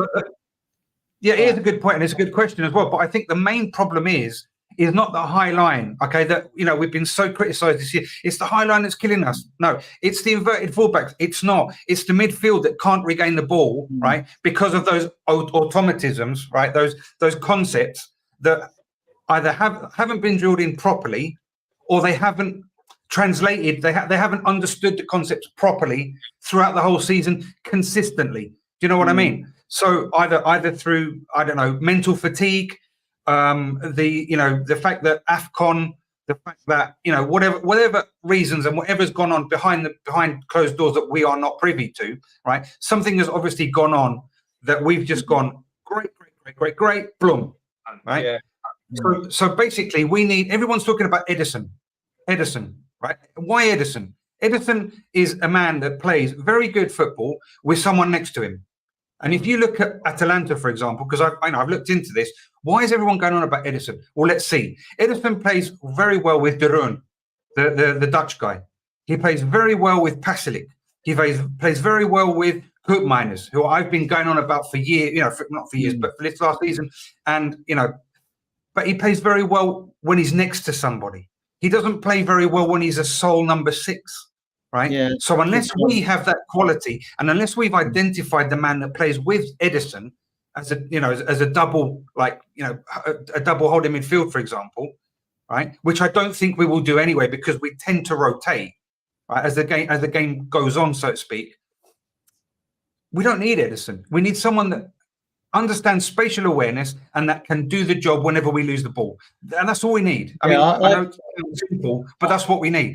Yeah, I think Ange wants 2 box-to-box number 8s while he wants Gallagher, because he expects his number 8s to help out defensively. So he's with his number 10. The other thing, I think fans have overlooked. I'm not criticising. I've had it said to me on a few podcasts and all this and everything else said to me, yeah, but we're parked with 2 centre backs on the halfway line, and we're conceding goals, and they've had back 5s that good, even 6 including Dragson. How comes we're conceding so many goals? Well, hang on a second, right? We actually, out of all the goals we've conceded this season, not that many of them were from breakaways. Seriously, about 6 or 7 max, right? We're actually from breakaways. And we don't park ourselves on the halfway line for 90 minutes. There are times when we fall into a mid-block and a low block. We're not attacking. Even when we're playing the lesser teams this time at the stadium, they still get attacks. They'll still have 6 or 7 attacks during a game or something, and they'll look threatening. Right, because counter-attacks always are threatening. It's the final ball that determines whether, it's a success or not. So all this about don't worry about our defence, as rightly said to me. I was always taught years ago, and we all know this as fans, don't we? Games are won or lost in midfield, and our midfield's been pants, and our forward line's been pants. Yet we finished 5th in the league. With the world's best striker gone to Germany. And I think Ange has done a fantastic job with what he's got. And I think he's going to have a great season. I really do. Because I have to believe that. That's the way I am, right? And I just think that if he wants just a number 8 runner, if that's what he wants in Gallagher, technically good. You could no worse. I know he didn't do very well at Leeds. You could, if you want a player like that, you could go and get Fratesi, or you could go and get Weston McKennie. You'd probably pick him up for peanuts, and he would do that job if that's what he needs to make the width of the team work and get you the goals or whatever, But I want more. I want to see midfielders that score goals. I want to see. We're not going to win anything. I've said it in so many podcasts. If we ain't got a front three that scores goals, I don't care if you got Messi on one wing, Ronaldo on the other. If they don't score goals, we're not going to win no league, and that's what we should be aiming for: winning the league. We should be Tottenham Hotspur. We should be going to the league. There's a player sorry. I was just going to say, I think the counter argument to that, Adrian, is I'm surprised it's as low a number as that we conceded from breaks, but we conceded a hell of a lot of chances from breaks. Yeah, and I think that's the worrying part. Had we been playing with teams with better strikers or better finishers, we would have conceded a lot more than that. But the argument to that is that that's the way Ange wants to play. So, at the beginning of the season, we kind of said we're going to concede a lot of goals from the counterattacks. But that's where, if you look at the games where we've conceded a lot of goals, it's because we haven't been trying to close down as much. Those players say Richarlison wasn't on the pitch closing down. Maddison wasn't closing down. Bissouma wasn't closing down. Bentancur, Papsau, whoever you want to name, wasn't closing down. And that's the problem, that when you saw them glimpses of the way Ange wants to play, where his players are closing down, we looked actually quite strong. Well, something to consider with that, though, Soren. It's a good point you make. But also you can sort of counteract that or throw this into the mix, the fact that we missed so many big chances this season that if we'd put half of them away, we might have found ourselves finishing 3rd in the league, not 4th, 3rd, right? And them goals would have changed the course of games. So we'd have won some of them games where we lost. I mean, how we lost against Villa at home when we had created 17 chances in 15, 20 minutes, I'll never know, right? That was probably our best attacking display of the season, and we lose the game. You know, same against West Ham, we got suckered again. So that did happen, right? And it's going to happen this season as well, right? But if we'd just been more clinical, just scored half of them big chances. Also, can I say, I know I haven't spoken a lot because I've been watching the football. It's 4-0 now, by the way. Go on. That there, if it wasn't for Vicario, we'd have let in a hell of a lot more. Can you imagine if Hugo was still in goal? Because he was winding down basically, wasn't he? The year before. I mean, he was slow. He was my player of the season, and I get why fans were picking between Romero and VDV. VDV because he's more sexy, he's got pace and all that. He scored a wonderful finish that won us the game and things like that. But to me, even Romario was better than VDV this season because everything goes through him. And VDV is quicker than him in pace. But to me, Romario is a far better all-round player. But they both had time out this season. And I'd give it to Vicario because without Vicario, I think we'd have finished mid-table. Seriously. Because we missed all them chances. But that's slightly going off on a tangent. What I wanted to come back to right now is midfielders. Because I did pick Edison, who Chris don't fancy that much. And I was looking at Gibbs White, Gallagher, Edison, Fratesi, the sort of 4 that have been mentioned. I don't know if you know others that have been mentioned. I like Gibbs White. I do like Gibbs White. I don't think we have to do no swap deals for him or nothing like that because you don't do swap deals nowadays. You either go to Forest, say, look, here's the money, whatever. But then when I look at the midfielders, as Chris rightly pointed out to me in one of the shows, I think I was on his show, whatever, that Gibbs might own a box-to-box number 8. And we don't really know if Ange is so strictly set on a box-to-box midfielder, you know, because the problem with our midfield is it's lightweight. It's great when we're winning. You know, we're flat-track bullies with our midfield. When Basuma's not being brushed off the ball, he decides he wants to turn up. I mean, Maddison will get his mojo back. He's too skillful, you know. But I like him because at least he'll take a chance in the final third, whereas other players, even our wingers, won't, right? So, I like him for that reason. We know his quality. He's worth the money, even if he's out the third of the season. This is why you need strength in depth, isn't it? You know, bring Eze in then, you know, compete for the number 10 or more on the left. But if you're on the left, I'm thinking like Werner to me plays behind Son. I don't want to see Son through the middle. So if we bring a striker in, you know, to me, Werner's second choice on the left, maybe even third if Eze comes in, you know, because Eze's going to play either wide on the wing left or he's going to play left, sort of more left field, and left midfield really. And he's absolute quality, and he would be a marquee signing. Don't see any other marquee signings. Do you think so? Yeah, I do. Yeah. Yeah, because I mean, marquee signings are meant to sort of, you know, I mean, the last marquee signing I reckon we made was Klinsmann, you know, and it was like when we signed him, I thought, wow, you know, he was like captain of Germany. Well, you find out afterwards, didn't you, like with Bale or Modric or players like that later in the day. But I'm talking, as he just, I mean, he just looks that good. Yeah, but I wouldn't class him as consistency as other season. I mean, when I've seen him, I thought, you look at some players, you think, yes, you know, and he's just. I don't get the same buzz with Tony. I mean, Jimenez is playing in a Dutch league, and when you look at other midfielders, what does Ange want? This is the thing. If it's a Gallagher type, then it's a box to box. Then he may go to Scotland. I mean, we were even linked with Matt Riley, weren't we? The plays for Denmark. He's Danish, isn't he, or something like that? Go on, Chris. No, I'm gonna leave a minute because I think I've duplicated the screen. I'm gonna leave. Can you just let me back in if you don't mind, Adrian? Oh yeah, you are duplicate on the screen. Yeah. Okay, all right. Okay, yeah, do that. Yeah, I'll get you back. Just a minute. I'll be back. Or maybe I could kick the other one. I don't know. No. Go on. Yeah. Yeah. You're right now. It's gone. The other one's gone. Yeah, but I can't see where I am on the old blooming thing. That's the all problem. Right. We'll come off and log back in then. Yeah. Right. Okay. Yeah. Can you push me out of the screen? Done. Oh, there we go. Yeah. So guys, midfielders, what do you think? What do you think? To be honest, Oh, sorry. No, go on, you haven't spoke much, so it's your turn. Go on. No, I've been watching the football, to be honest. I know.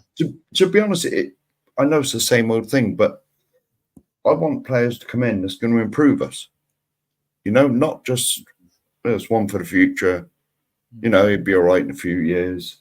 You know, and you know, I want people that's going to come in and improve us. It's pointless signing them if they don't. That's the whole idea with signings. You know, not all of them work out, as Don Belly proves, but you want players to come in that's going to improve you, not just it's a sideways step. You want to sort of go forwards. I don't think in any world Eze does not improve us. There's no way. I mean, if we don't sign Eze, I think it's criminal this time. You know, that is one player. I mean, I'm never always agreeing where people say just go and pay the money, but I think with Eze, I think we cannot risk not just going and paying the money. Yeah, and I mean, what is it? 25, 26? Yeah, I mean, it's not a lot of money for somebody in theory who hasn't reached his peak years yet. For the talent, for the talent he's showing now, he is one of those players that you just look at it and think, why isn't it already done? Yeah. Well, I think even with the Euros, I mean, like his price tag is rumored from many sources to be sort of 60 mil with 8 million add-ons, right? Okay, it might be it could be 60 million total. I don't think his price is going to go up in the Euros, no matter how well he plays, because I just don't think there are teams out there that can pay that money. Spurs can. We're in a better position than Chelsea, Newcastle, Wolves, Villa, Nottingham Forest, Leicester.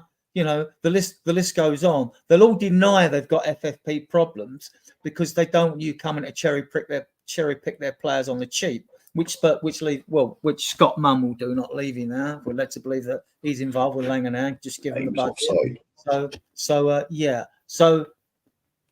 mean, I think we'll get the Eze deal done, and I said 4 players at the beginning of the season, and I mean, I think it'll be Eze, striker, winger, midfielder, but that's what I thought, because I didn't think there's any urgency to get a centre back because we got 3 and we got the youngsters.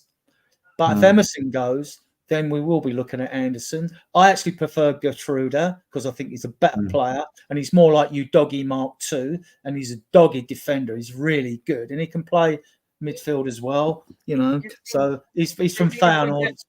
Do you think if we get Eze, though, we will go for another winger? Because in theory, Eze can play left or central. Maddison could play left or central. So do we really, we've got Son on the left. So do we really need another left-sided player? Right-sided, if we go for Kobo, then you kind of think that's the right side already sorted. I mean, there's a comment, the next one to come up, Danny Olmo. Perfect player for us, but he's Bayern Munich. He's gone. He's gone. Bayern are also linked with loads of players, though. Sorry, so he'll go to Bayern. He'll go to Bayern. I was waving my hand about like a madman, but it's 4-0. It was ruled out for offside. It was 5. It was 5. That's why I was going like that. The latest I've heard on Danny Olmo is because I can hear myself double. I don't know why. Say you're echoing again. Am I? Yeah, you are. I can't hear an echo.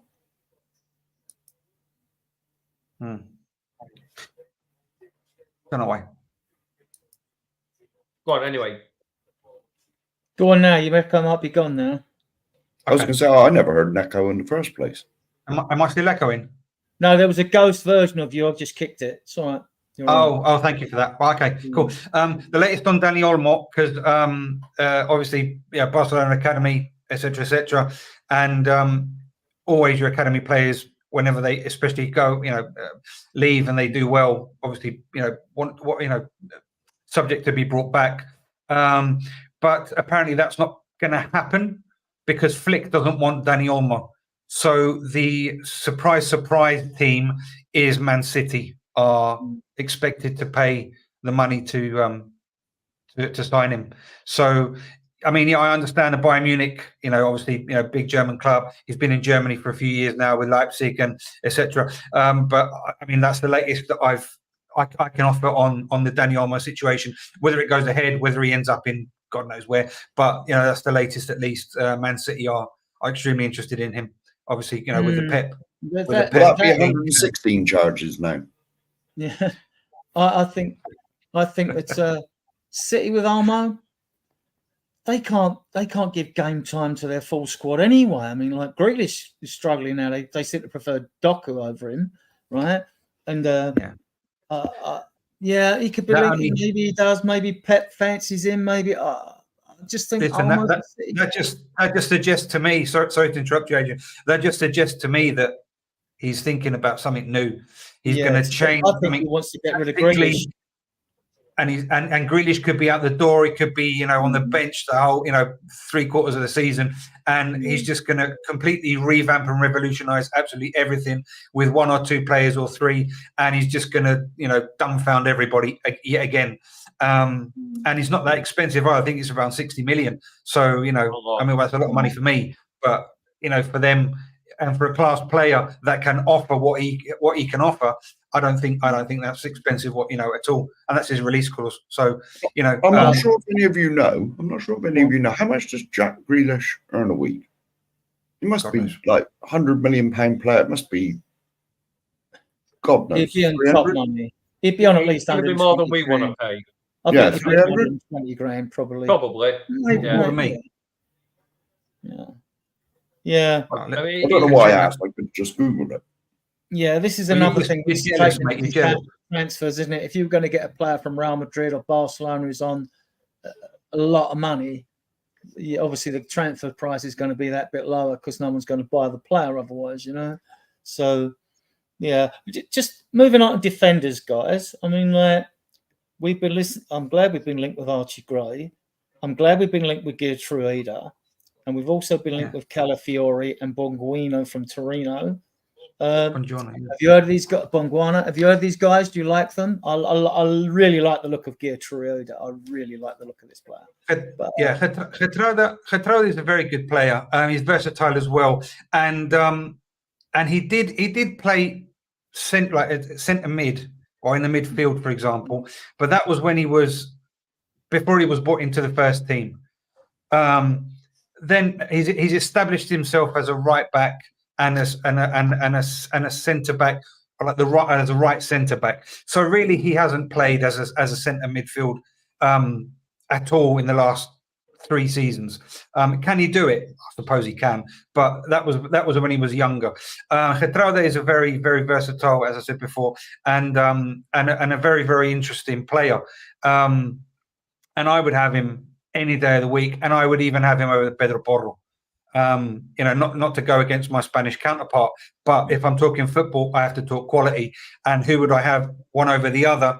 Obviously, respecting everybody's quality and their output and their influence on the game. I think Geertruida is a very interesting kind of player. He's very, very similar, possibly more defensive than Dumfries, who's at Inter Milan. But I think he was at PSV and then he went to Inter Milan. I think Geertruida is more versatile in that sense, and he would be extremely interesting if, for example, we were to pick up an injury in defence in our back line, or if there were yellow cards, or just to play something differently, to give someone a rest, or to play a cup match or a European match that wasn't really risky or putting us on again on a back foot. Geertruida could come in and play a centre back, for example, on the right hand side, or to give Porro a rest, or vice versa. But I think that he would be Calafiori.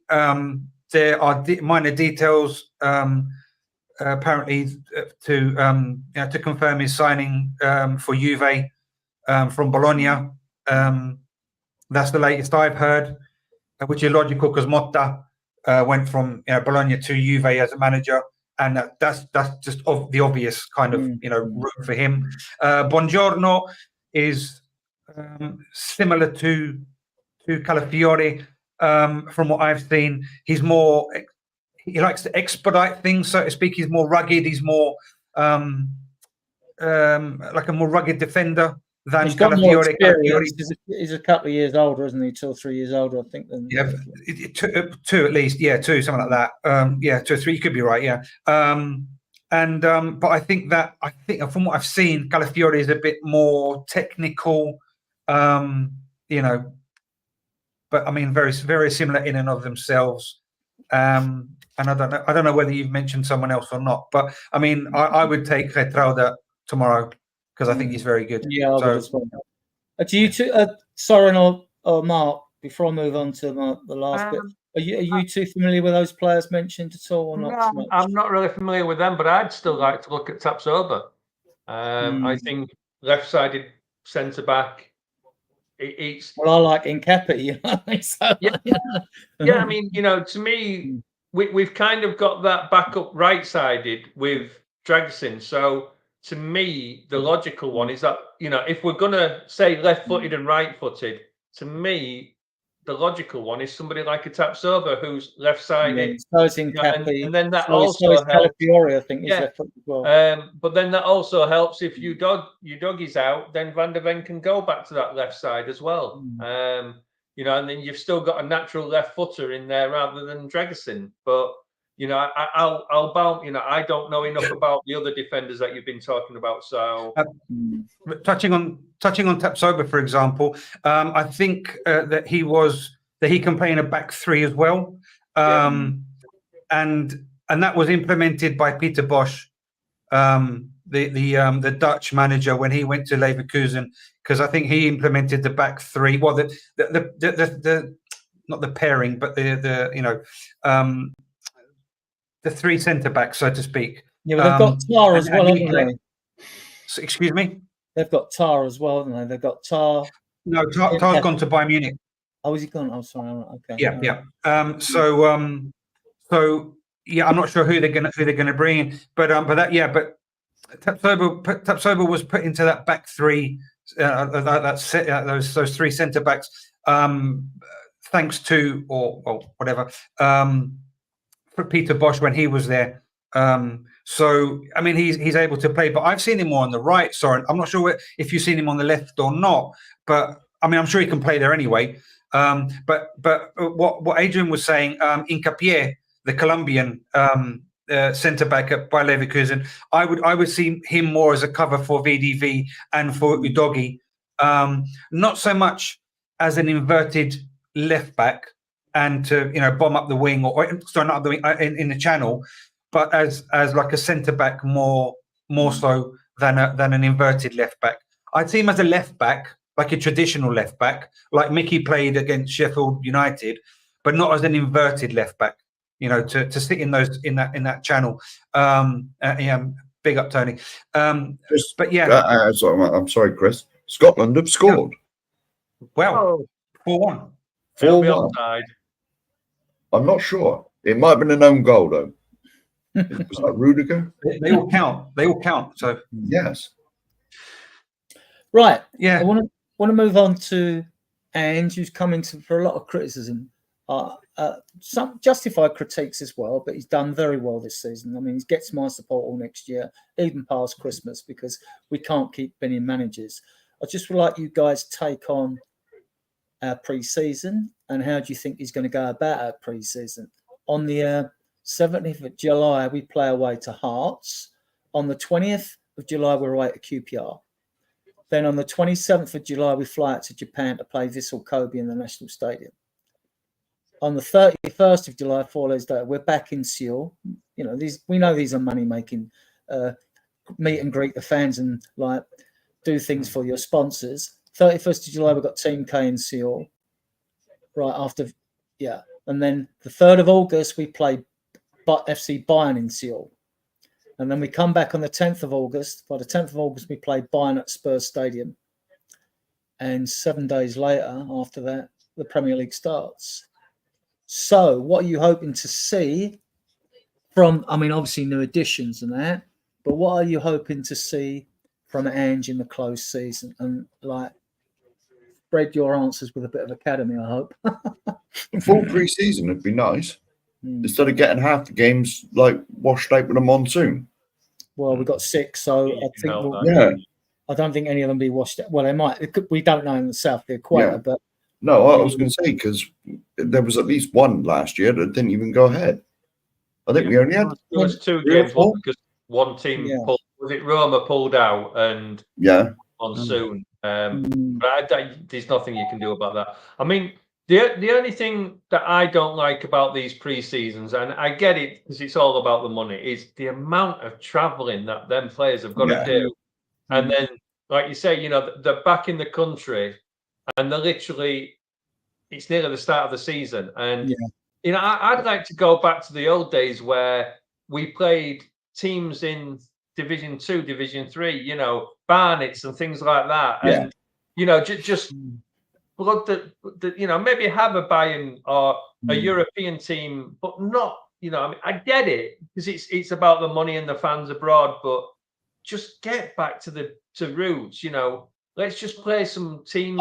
I've always wanted the team back a month. There's 11 weeks is the transfer window, right? And it goes into the season 2 weeks into the season anyway. But I'm always like exasperated, like things do in the game, like I mentioned corners, free kicks, and that earlier. Why didn't the transfer window open as soon as the season stopped? Why didn't it open then? Why are we waiting now for the Euros to start, which might hinder our chances of bringing in an international player from a European club or England or an English player? Why? I mean, all these unnecessary obstacles in the way of progress, in my opinion, So, I mean, I'm hoping Ange uses some of these games to give Donnelly, especially against Dane Scarlett. I mean, they're going to have careers in football. Whether it's at Spurs or not, I don't know. They will, because they are very good players. And they wouldn't be put on the bench. And Mikey Moore, well, he's not 17 until July. He looks like a generational talent. But players have been known to go backwards as they age, you know what I mean? So, well, it's exciting. I mean, it's been a joy to watch the under-21s, an absolute joy to watch this season. The last thing I will say, Adrian, because I'm going to have to go as well, going on about Ange, I think the big difference this season, hopefully, is there is no interruptions. We haven't got that tournament halfway through. We aren't losing players halfway through, and I think that'll be a big difference for this season. And I hope we stick with him. There's been a lot of discussions in the chats, on WhatsApp and things like that. We've got to stick with our manager this time. We've got to stick with him, and we've got to back him with the players that he wants, and hopefully we'll do well. But on that note, I've got to go because I'm up at 3 o'clock in the morning. So thanks for coming. Appreciate your input. Thank you very much. And have you back big up to you all, and thanks very much. Bye, Soren. Bye. I want to. I mean, these 6 games, it's important we get some of our targets in early so as they can plan some of these friendlies. It's also important to me that we give a few of these academy players game times, whether it's half, a second half or something or not, I mean, we've got 2 new guys, given new jobs. I mean, John Chapman's been brought in from Southampton as a head of academy recruitment. So we have to keep all aspects of the club progressing and growing, no matter what's happening. I understand fans' nervousness if we pay 10 million or 8.5 million for a Bergvall, and I say, well, why couldn't we put that money to get someone, add it to another chunk of money and get someone else in? I get that. But, our recruitment's been pretty good in the last couple of seasons. Then you've got Andy Scolding now. Andy Scolding, his job title has changed now because he's head of loans and pathways. Well, I know Milad Jedinak had something to do with loans at Villa when he was at Villa before he came to us. It's five now. Yeah. 5-1. So head of loans and pathways, and there will be pathways for academy players in the future, because at the moment we've only got 4 academy trained players, and as soon as they are not wanted or moved on, say if Skip or Parrott isn't given a chance in a close season, then eventually when they're 21 and done their 3 years before they're 21, academy players will take up those 4 places eventually. Austin's 25, 26 with a 5-year contract. Don't know what's going to happen to Alfie Whiteman, whether he's going to be loaned out to Scandinavian club again or whatever.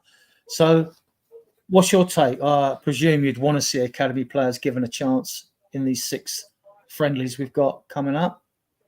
Sure. But I mean, yeah, until the 17th of July, which is a way off. So whether that means players who aren't on the Euros are on holiday or not, I don't know. I'm not up to speed with it. When did the pre-season friendly start again? The first one is away to Hearts for the 150th centenary because we got David Guy off them. Remember? We did a game on their 100th centenary. When's that? That's on the 17th of July. That's their first pre-season game. Yeah. So when does the Euros finish? Would that be sort of like a month today? A month, like a month on Sunday. Today if England make the final. Yeah. But then you still might have European teams there. You might be interested in their players. But if England come home early at all, so all I think we've got a chance. Them and France have got a good chance of winning it, but it's like anything. Not that we got any in the England team, but all our players at the Euros will get 3 weeks. Yeah, you got Vicario's gone. You'll have Romero go at the Copa America on the 20th, won't you? If he hasn't already flown that now. But that's another month, isn't it? We've got Weberg out there, and we've got VDV. I think that's about it. I think that's it. 4. That was it. And don't forget you've got Olympics as well. So unless you doggies with the Italian squad, not sure if he was picked. I'm not sure if he made the squad. I'm not sure. I don't know. And will he be back? Will he be back in time from injury? I mean, he was injured. Carlson wasn't picked in the Brazil squad, so was he not? No. I think they've gone with Evan Nilsson actually. I think Evan Nilsson, Evan Nilsson, he's decent. He's tricky as well, and he's what do you think about when we hear Brazilian player? You think about flair, you think about trickery, you think about something special, something that you don't expect. And I've seen Evan Nilsson this season, especially the Porto Sporting Lisbon games, and because obviously I'm interested in a few players of Sporting Lisbon players. Their centre mid is Morten Hjulman. It could be interesting for us, possibly in the near future or any other good teams. The Danes have got some good players, haven't they? The Danes have got some good players. Sporting have got a great academy. They've got a great academy, but they've got a great penchant for spotting good players as well. And I mean, Gyökeres, obviously you've got Gyökeres, you've got Gonçalves, you mentioned before, who's more of a cam, isn't he? But I'm sure these quality players, you put them on the wing and they're gonna shine anyway. But I suppose they've got like their default positions that they prefer because they're more used to playing it, so to speak.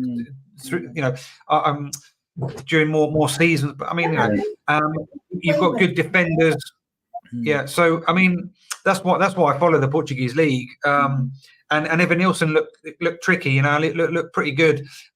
You've got another one who I wouldn't mind bringing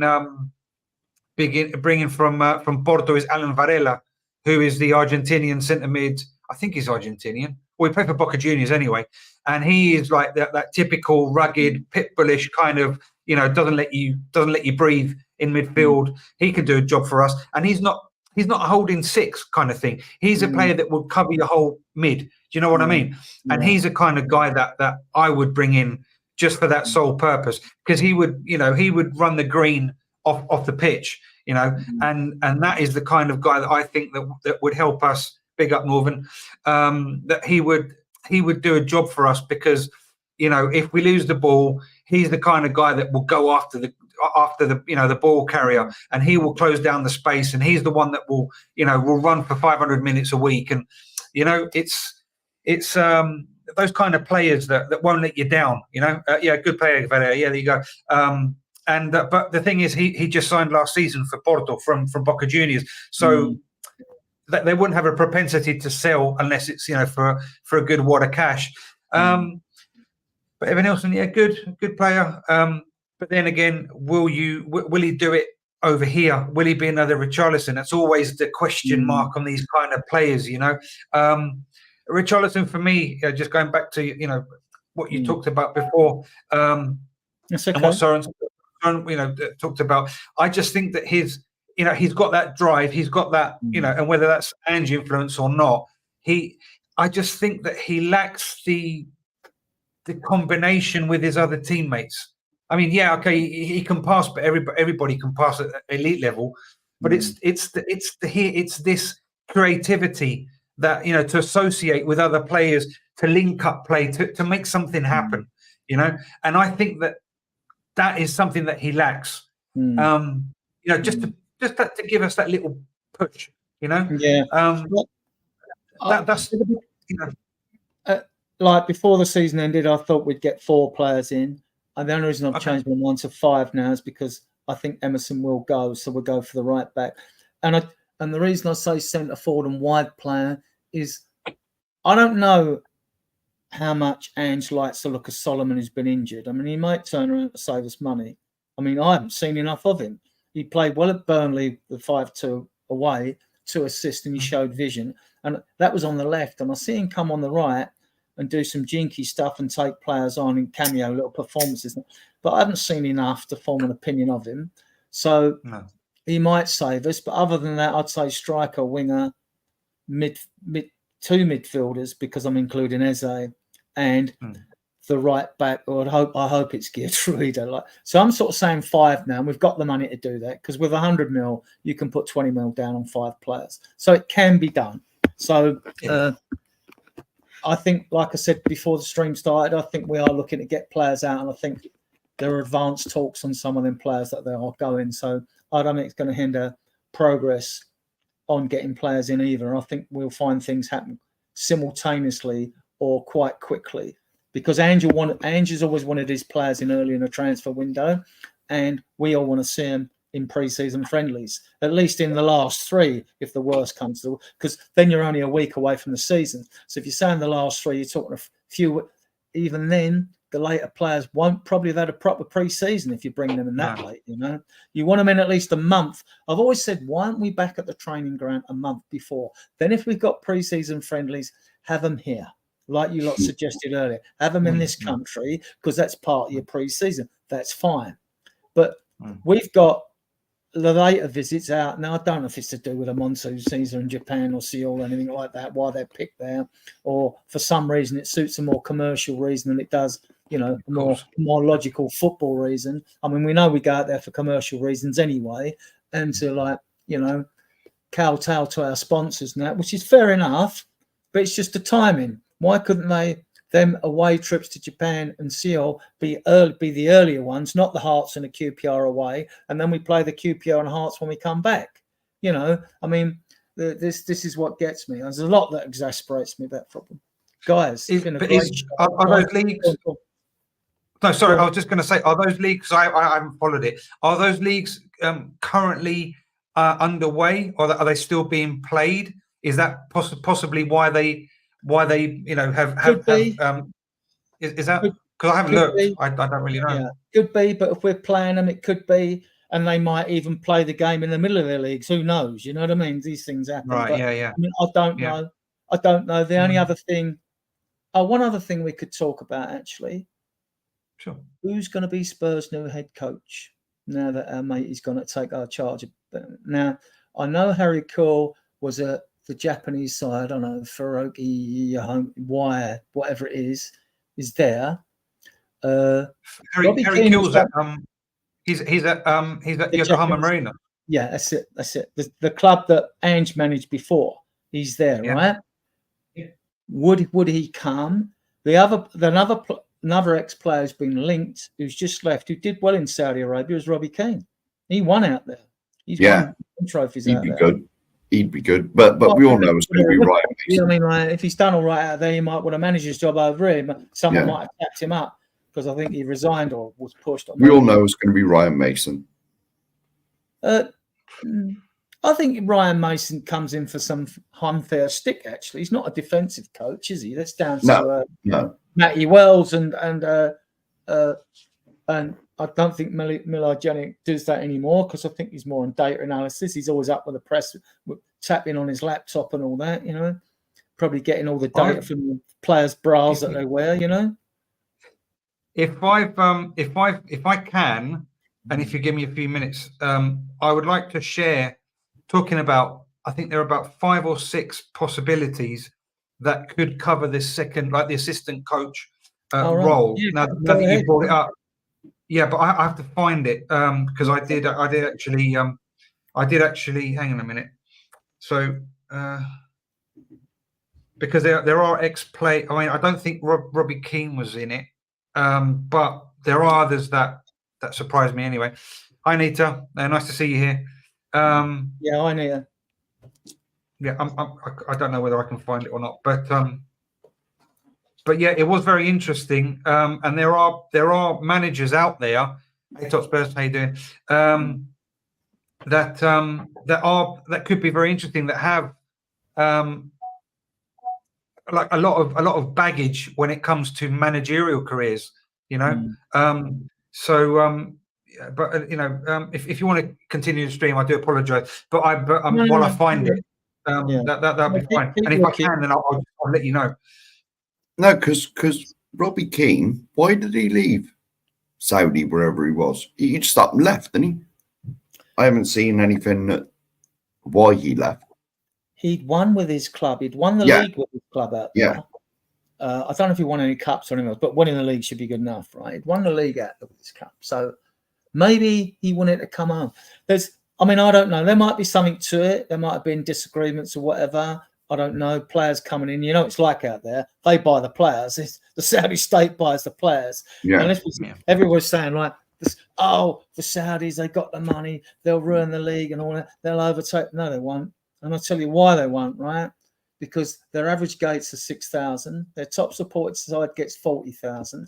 They've just increased their league this season from 16 games to 18. The season starts in August round to May.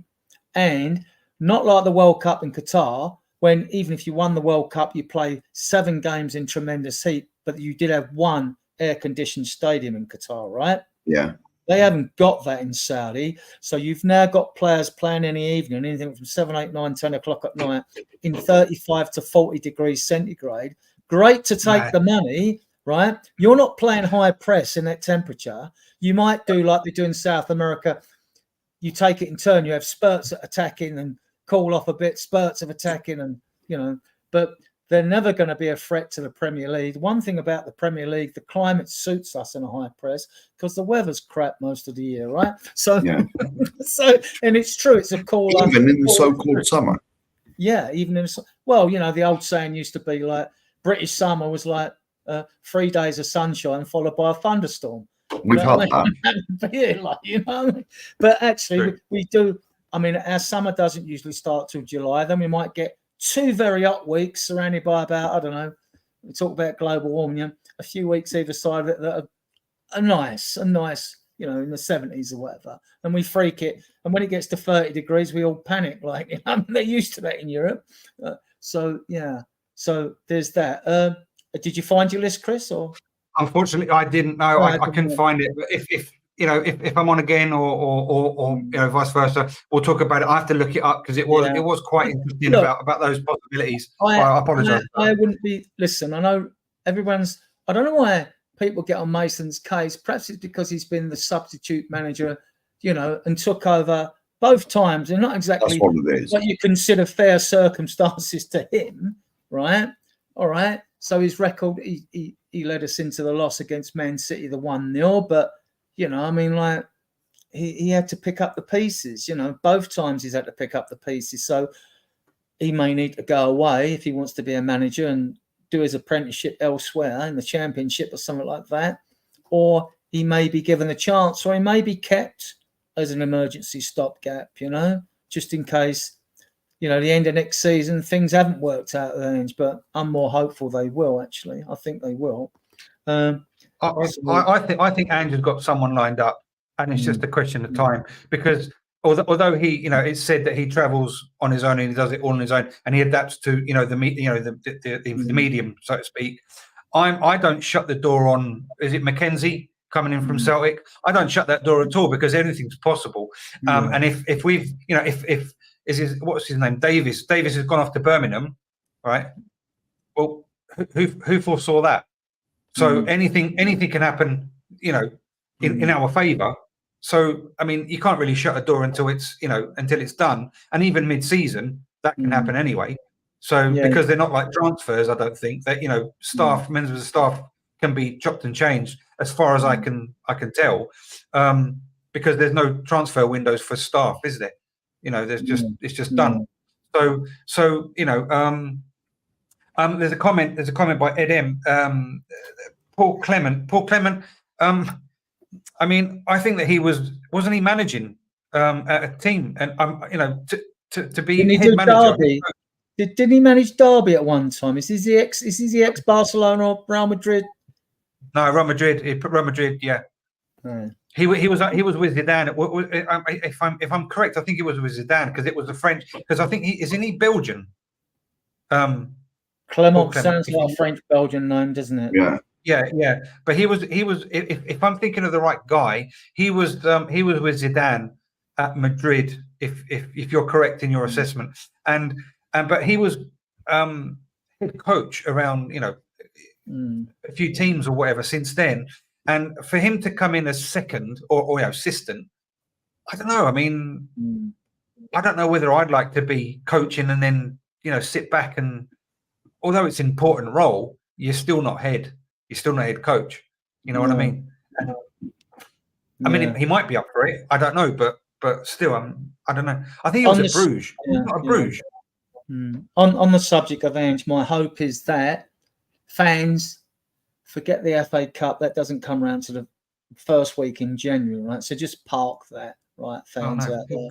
What I want to see is to go hard in the League Cup when that round comes around earlier.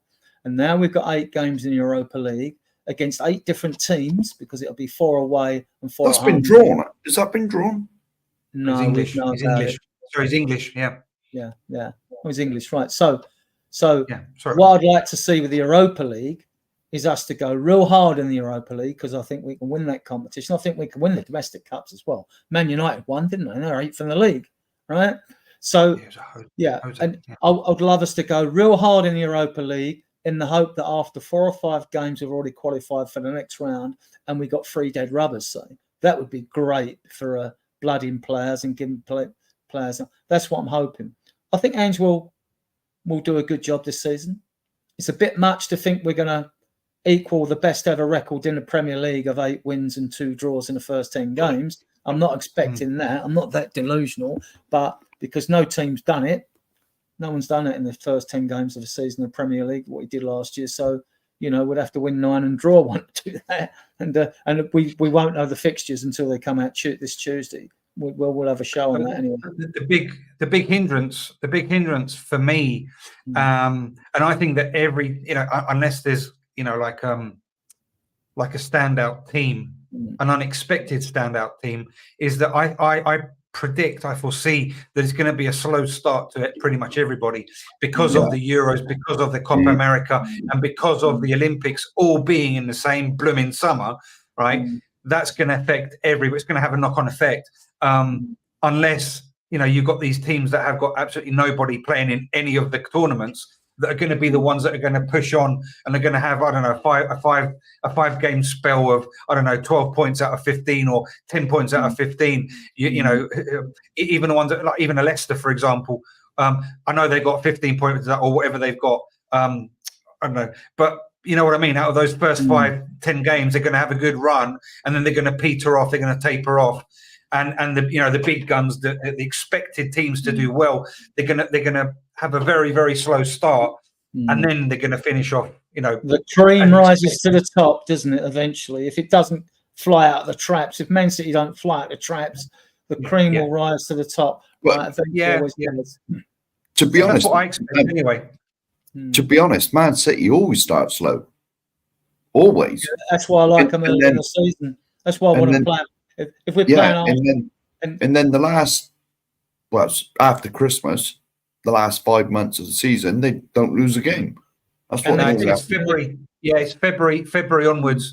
That they start flying. And that's really where it all matters, doesn't it? I mean, you do your homework. Yeah, you cross your T's and you dot your I's. And then it's when the teacher has to mark the homework, and they see that, look, very weird. You got an 8 out of 10 here, you got 9 out of 10 here, and you do your homework. And what happens when you do your homework and you cross your T's and you dot your I's? You normally win the league. and you normally win. Do you know what I mean? You're normally successful, so to speak. Yeah. So when it matters, I'm an actual cynic when it comes to the fixture list because I've always believed it's rigged. I don't know if they've got an algorithm. I think it is. Out they've because got those hot balls. Yeah, like the Champions League, balls that they bring out, they're all hot and they're electrified or they electrocute. I don't know, it's Alessandro Del Piero or Zanetti or whoever it is. They just shit, I can't pick that one. I've got to pick the other one.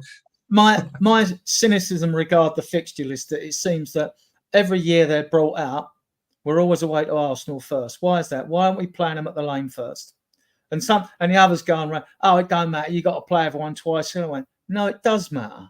Because it should alternate, in theory. It should alternate, right? You can play away to a team who's going to be your rival when you know you've got a better chance of beating them at home. And we know, all right, we've got to draw away there this season, but we know we've got a better chance of beating Arsenal at home than we do at their place because this is the way the history has been, right? Yeah. So why have we always got to play away from there, right? And if we were to draw, fair enough, but if we was to lose, it's 3 points. You think, hang about. But if we'd been playing them at the Lane, we might have beaten them at the Lane and it can. I believe it can make a difference, right, to where you finally finish in the season. And I just think it's Ben, and I'm willing to bet money that when this fixture list comes out Tuesday, and Spurs fans will look for the Arsenal game as West Ham look for us as their cup final, right?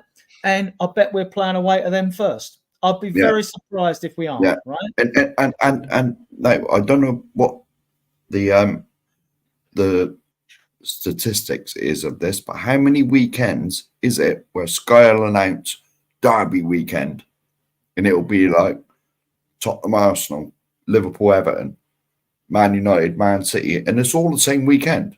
You know, so they got, it's the big Derby weekend. You think they have a hand in the fixtures then? Yeah. And so I've always believed it's rigged. I've always believed like the fixtures aren't just random. No, but that happens. People lose their mind over hearing. I get the point that like you can't have Spurs and Arsenal fans at Euston Station both going on an away game on the same game. That's why one's at home and one's away. Because that happened years and years ago, and there used to be fans at King's Cross and fans at Euston would meet halfway between. There'd be massive bust ups, But I get that, but you can't tell me you can't. And it's like it's beginning of the season. We're either playing Man City or Leicester, aren't we? We usually play. You could name another team, I suppose, in there. Like we seem to get Man City or Leicester early in the season, very early in the season, And No, and something else as well. Now I agree with this. Is you look at the games around Christmas and New Year, they're all local games for teams. Like Tottenham used to be away at Norwich or home to Norwich. So. And Man United to get someone in the northwest, and so they sort that out, and so you ain't got to travel too far. Yeah, that happens over here in Spain as well. Whenever the calendar comes out, the season, the fixtures. Everyone's looking. Where did Barcelona play first against Madrid? Is it home or is it away? Yeah. And if we play against Madrid at the Bernabeu in March or in April, everybody loses their shit because it is like it's determining, it's defining because you could go into that match, right, 3 points behind, right, needing to go to the Bernabeu to win and come out 6 points worse off. Do you know what I mean? So it is, and I get Adrian's point totally. Those that look into those kind of things, and it's psychological sometimes, and it gets to people. But then if it's the other way around, something dodgy is going to happen, and then, more often than not does. It always happens. Yeah, I think fans get unnecessarily worked up when. Also, I mean, I'll get annoyed if that happens, but I don't get too unnecessarily worked up about the fixture list because they'll go like, it'll be. We've got a tough run of games over Christmas, or we've got a tough run of games early in the new year, or we've got a very hard finish to the season, and we haven't kicked the fucking ball yet. You know what I mean? And you don't know what form you're going to be in. You don't know if we're going to get crucified with injuries or have a game like Chelsea we did at home, right? And things like you don't know. We're in an unknown territory, so I don't worry about too much what I want to see from the first half a dozen games is us to hit our straps, to show some growth with the new signings, to see the we've got a cohesive midfield and a cohesive forward line rather than a disjointed midfield. And decide, I'm not worried about the back five. I'm not worried about them at all. No, I'm not either. But midfield and forward line have been pants, apart from Son, who some fans want to get rid of. No, not for another few years, thank you. Right, and then it can be an ambassador. Yeah, as I said before, and I don't want to be too repetitive. I think that we're not going to have. You mentioned the first 12 games. Well, that's a third of the season, practically the third of a season. And I don't think that we're going to do much, but I don't think other teams are going to do much either because of this. This massive, over whatever you want to call it, of fixtures in this particular summer with the three competitions. And we have to take in consideration that Chelsea won't be as bad as they were. Newcastle had a horrendous injury. They'll be better. Man United should be better still anyway. So what I'm hoping, and people say, oh, yeah, but when we buy now, all the other teams are going to improve. And that, well, so will we with new signings. And what we want, what would suit us, if the likes of Newcastle, Man United took points off Man City and Arsenal, that would suit us in these round robin and games, because then the pressure won't be on to accumulate so many points so quickly, or if other teams are taking points off each other in this round robin group of games. And I think it's always going to be a tough season, but I think this could be closer. This could be very close for top 6 places this year, a lot closer than it was, and that's what I expect it to be, and it'll be exciting as it always is. But I mean, the expectation is always going to be, the expectation from outside is always going to be whatever the fan base and whatever, one puts on the team. Now we've got this thing of Ange's second season is always better than his first, right? But Ange's second season this year is going to be a hell of a lot more tougher than last year, right? Because if you're level-headed, right, you can't expect to win 3 trophies in your first season, right? That just really doesn't happen. So last year, which you can forget about that. Start this, set the the starting blocks. Second season, that's fine, but you've got Europa League as well. Yeah, Europa League's easier. It's easier than the Champions League. Yeah. So what does that mean? We're expected to win it. I mean, we're meant to be level-headed, right? We're not meant to be, beating people 16-0 home and away just because Ange has got his way of playing. And, it doesn't always depend on the manager. It depends on in-house fighting. It depends on injuries. It depends on, a reffing decision that goes the wrong way. And it could be some, fine margins that could determine your season to be a really, really good one, a moderate one, or a really, really bad one, And especially in the Premier League, where you've got, as you said so rightly, you've got Chelsea that won't be that bad or expected to improve, which won't be that difficult because to the end of the season, they actually improved. You've got Man United that are possibly going to be better as well. Newcastle will probably learn, although I'm not too sure where they're going. You've got Villa that are expected to be up there anyway, and you've got the top 3 as well. Now, Liverpool, you've got a bit of an interrogation, and you've got a bit of a question mark what they're going to do under Slot, but still they've got the foundations there. So they're always going to be in the mix. They're always going to be there. Could they drop off slightly? Yeah, perhaps. But I mean, what would be a good season for you, Adrian and Mark? For us, what would be 5th again, 6th, 4th? I mean, realistically, I want the Europa League is what I want. Yeah. That would be great. Out of all the trophies, that is the one. I think the League Cup and the domestic cups are gettable. You've only got to win 6 games. They're gettable. To be honest, look, we'd have to freak a miracle with our signings. And just on that, I mean, we've all played Football Manager this season. We've juggled the squad when everyone's fit, and we've struggled to leave people out when people have played well. So imagine what 4 or 5 signings are going to do to us. They're going to transform us. Our heads are going to be spinning picking the team. Even if you just brought another striker in and a wide player in or a midfielder in, because the midfielder will really throw the cat among the pigeons because we got the 4. You got Basuma, Maddison, Sarr and Bentancur, who I think is our best midfielder, to be honest, the most consistent and the quickest and he loves to drive forward. But we get a couple of players in 2 or 3 in early and you're thinking to yourself, who starts?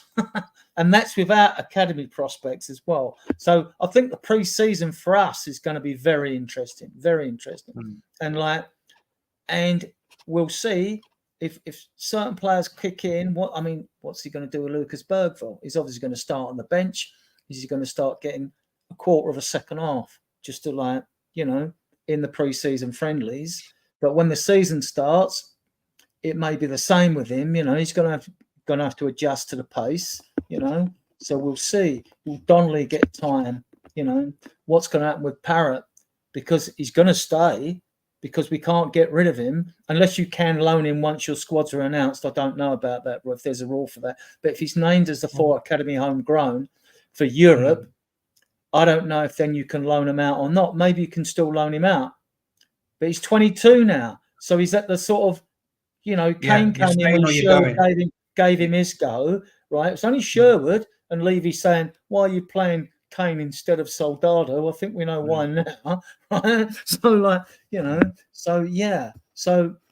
I think we get a couple of signings in, and I'll be scratching my head when I do in the Facebook group, when I try and do my pre-match lineups. I always say they're for fun because, I remember Ange first came in. He gives Johnson his debut away to Arsenal. Well, that is given a huge boost of confidence to the young kid. You know what I mean? And I'm hoping he really kicks on this season, because I don't believe Vernon's got any higher ceiling to go. But at least Johnson's got potential to improve a lot, And I hope he does, obviously, because he's a Spurs player, Yeah. Guys, you got anything else to add, or? Well, to be honest, just win a bloody trophy. Please. Please. I will play us out with something great, because we have got actually what we're going to do in shows. I'll just play. I think Mark knows a bit about the humour, but when I've got another admin on here to keep control of the videos and that, what we're going to do in the chat, we won't do it just for you in the chat, because I know how playful you can get, right? When you start getting a bit facetious and waggish and all that, right? What we're going to do a couple of times during a post, if someone mentions Arsenal like I did today, you're going to get this. Arsenal get battered everywhere they go. Arsenal get battered everywhere they go. Everywhere they go. If you mention Chelsea, you're going to get this.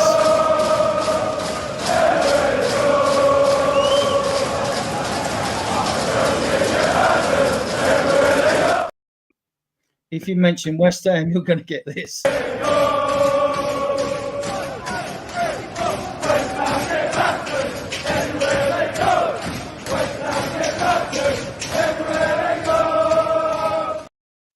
Just for a bit of humour, so as we can lighten up a bit, like we'll only do it a couple of times in each show when it gets mentioned, just for a bit of fun and get people to collate their thoughts on what we're talking about. Right, guys, it's been a pleasure for me. It's been my debut as host. I've thoroughly enjoyed it. I've thoroughly enjoyed the company. Big thanks to Mark Cousins, Chris Meta, Charlie Biker, Chang CS. Who else have I missed out? I've missed out someone. Sorry. And Soren Krebs, of course. You're all welcome. You'll all be invited back, obviously. I mean, I value your input. I'm sure that we didn't have as many in the chat as I'd like, but I'm sure the chat will grow as our podcasts get out there as well. It's been great to having you on. As always, come on, you Spurs, and I'm going to play you out with this, and I'll see you in the back room, guys.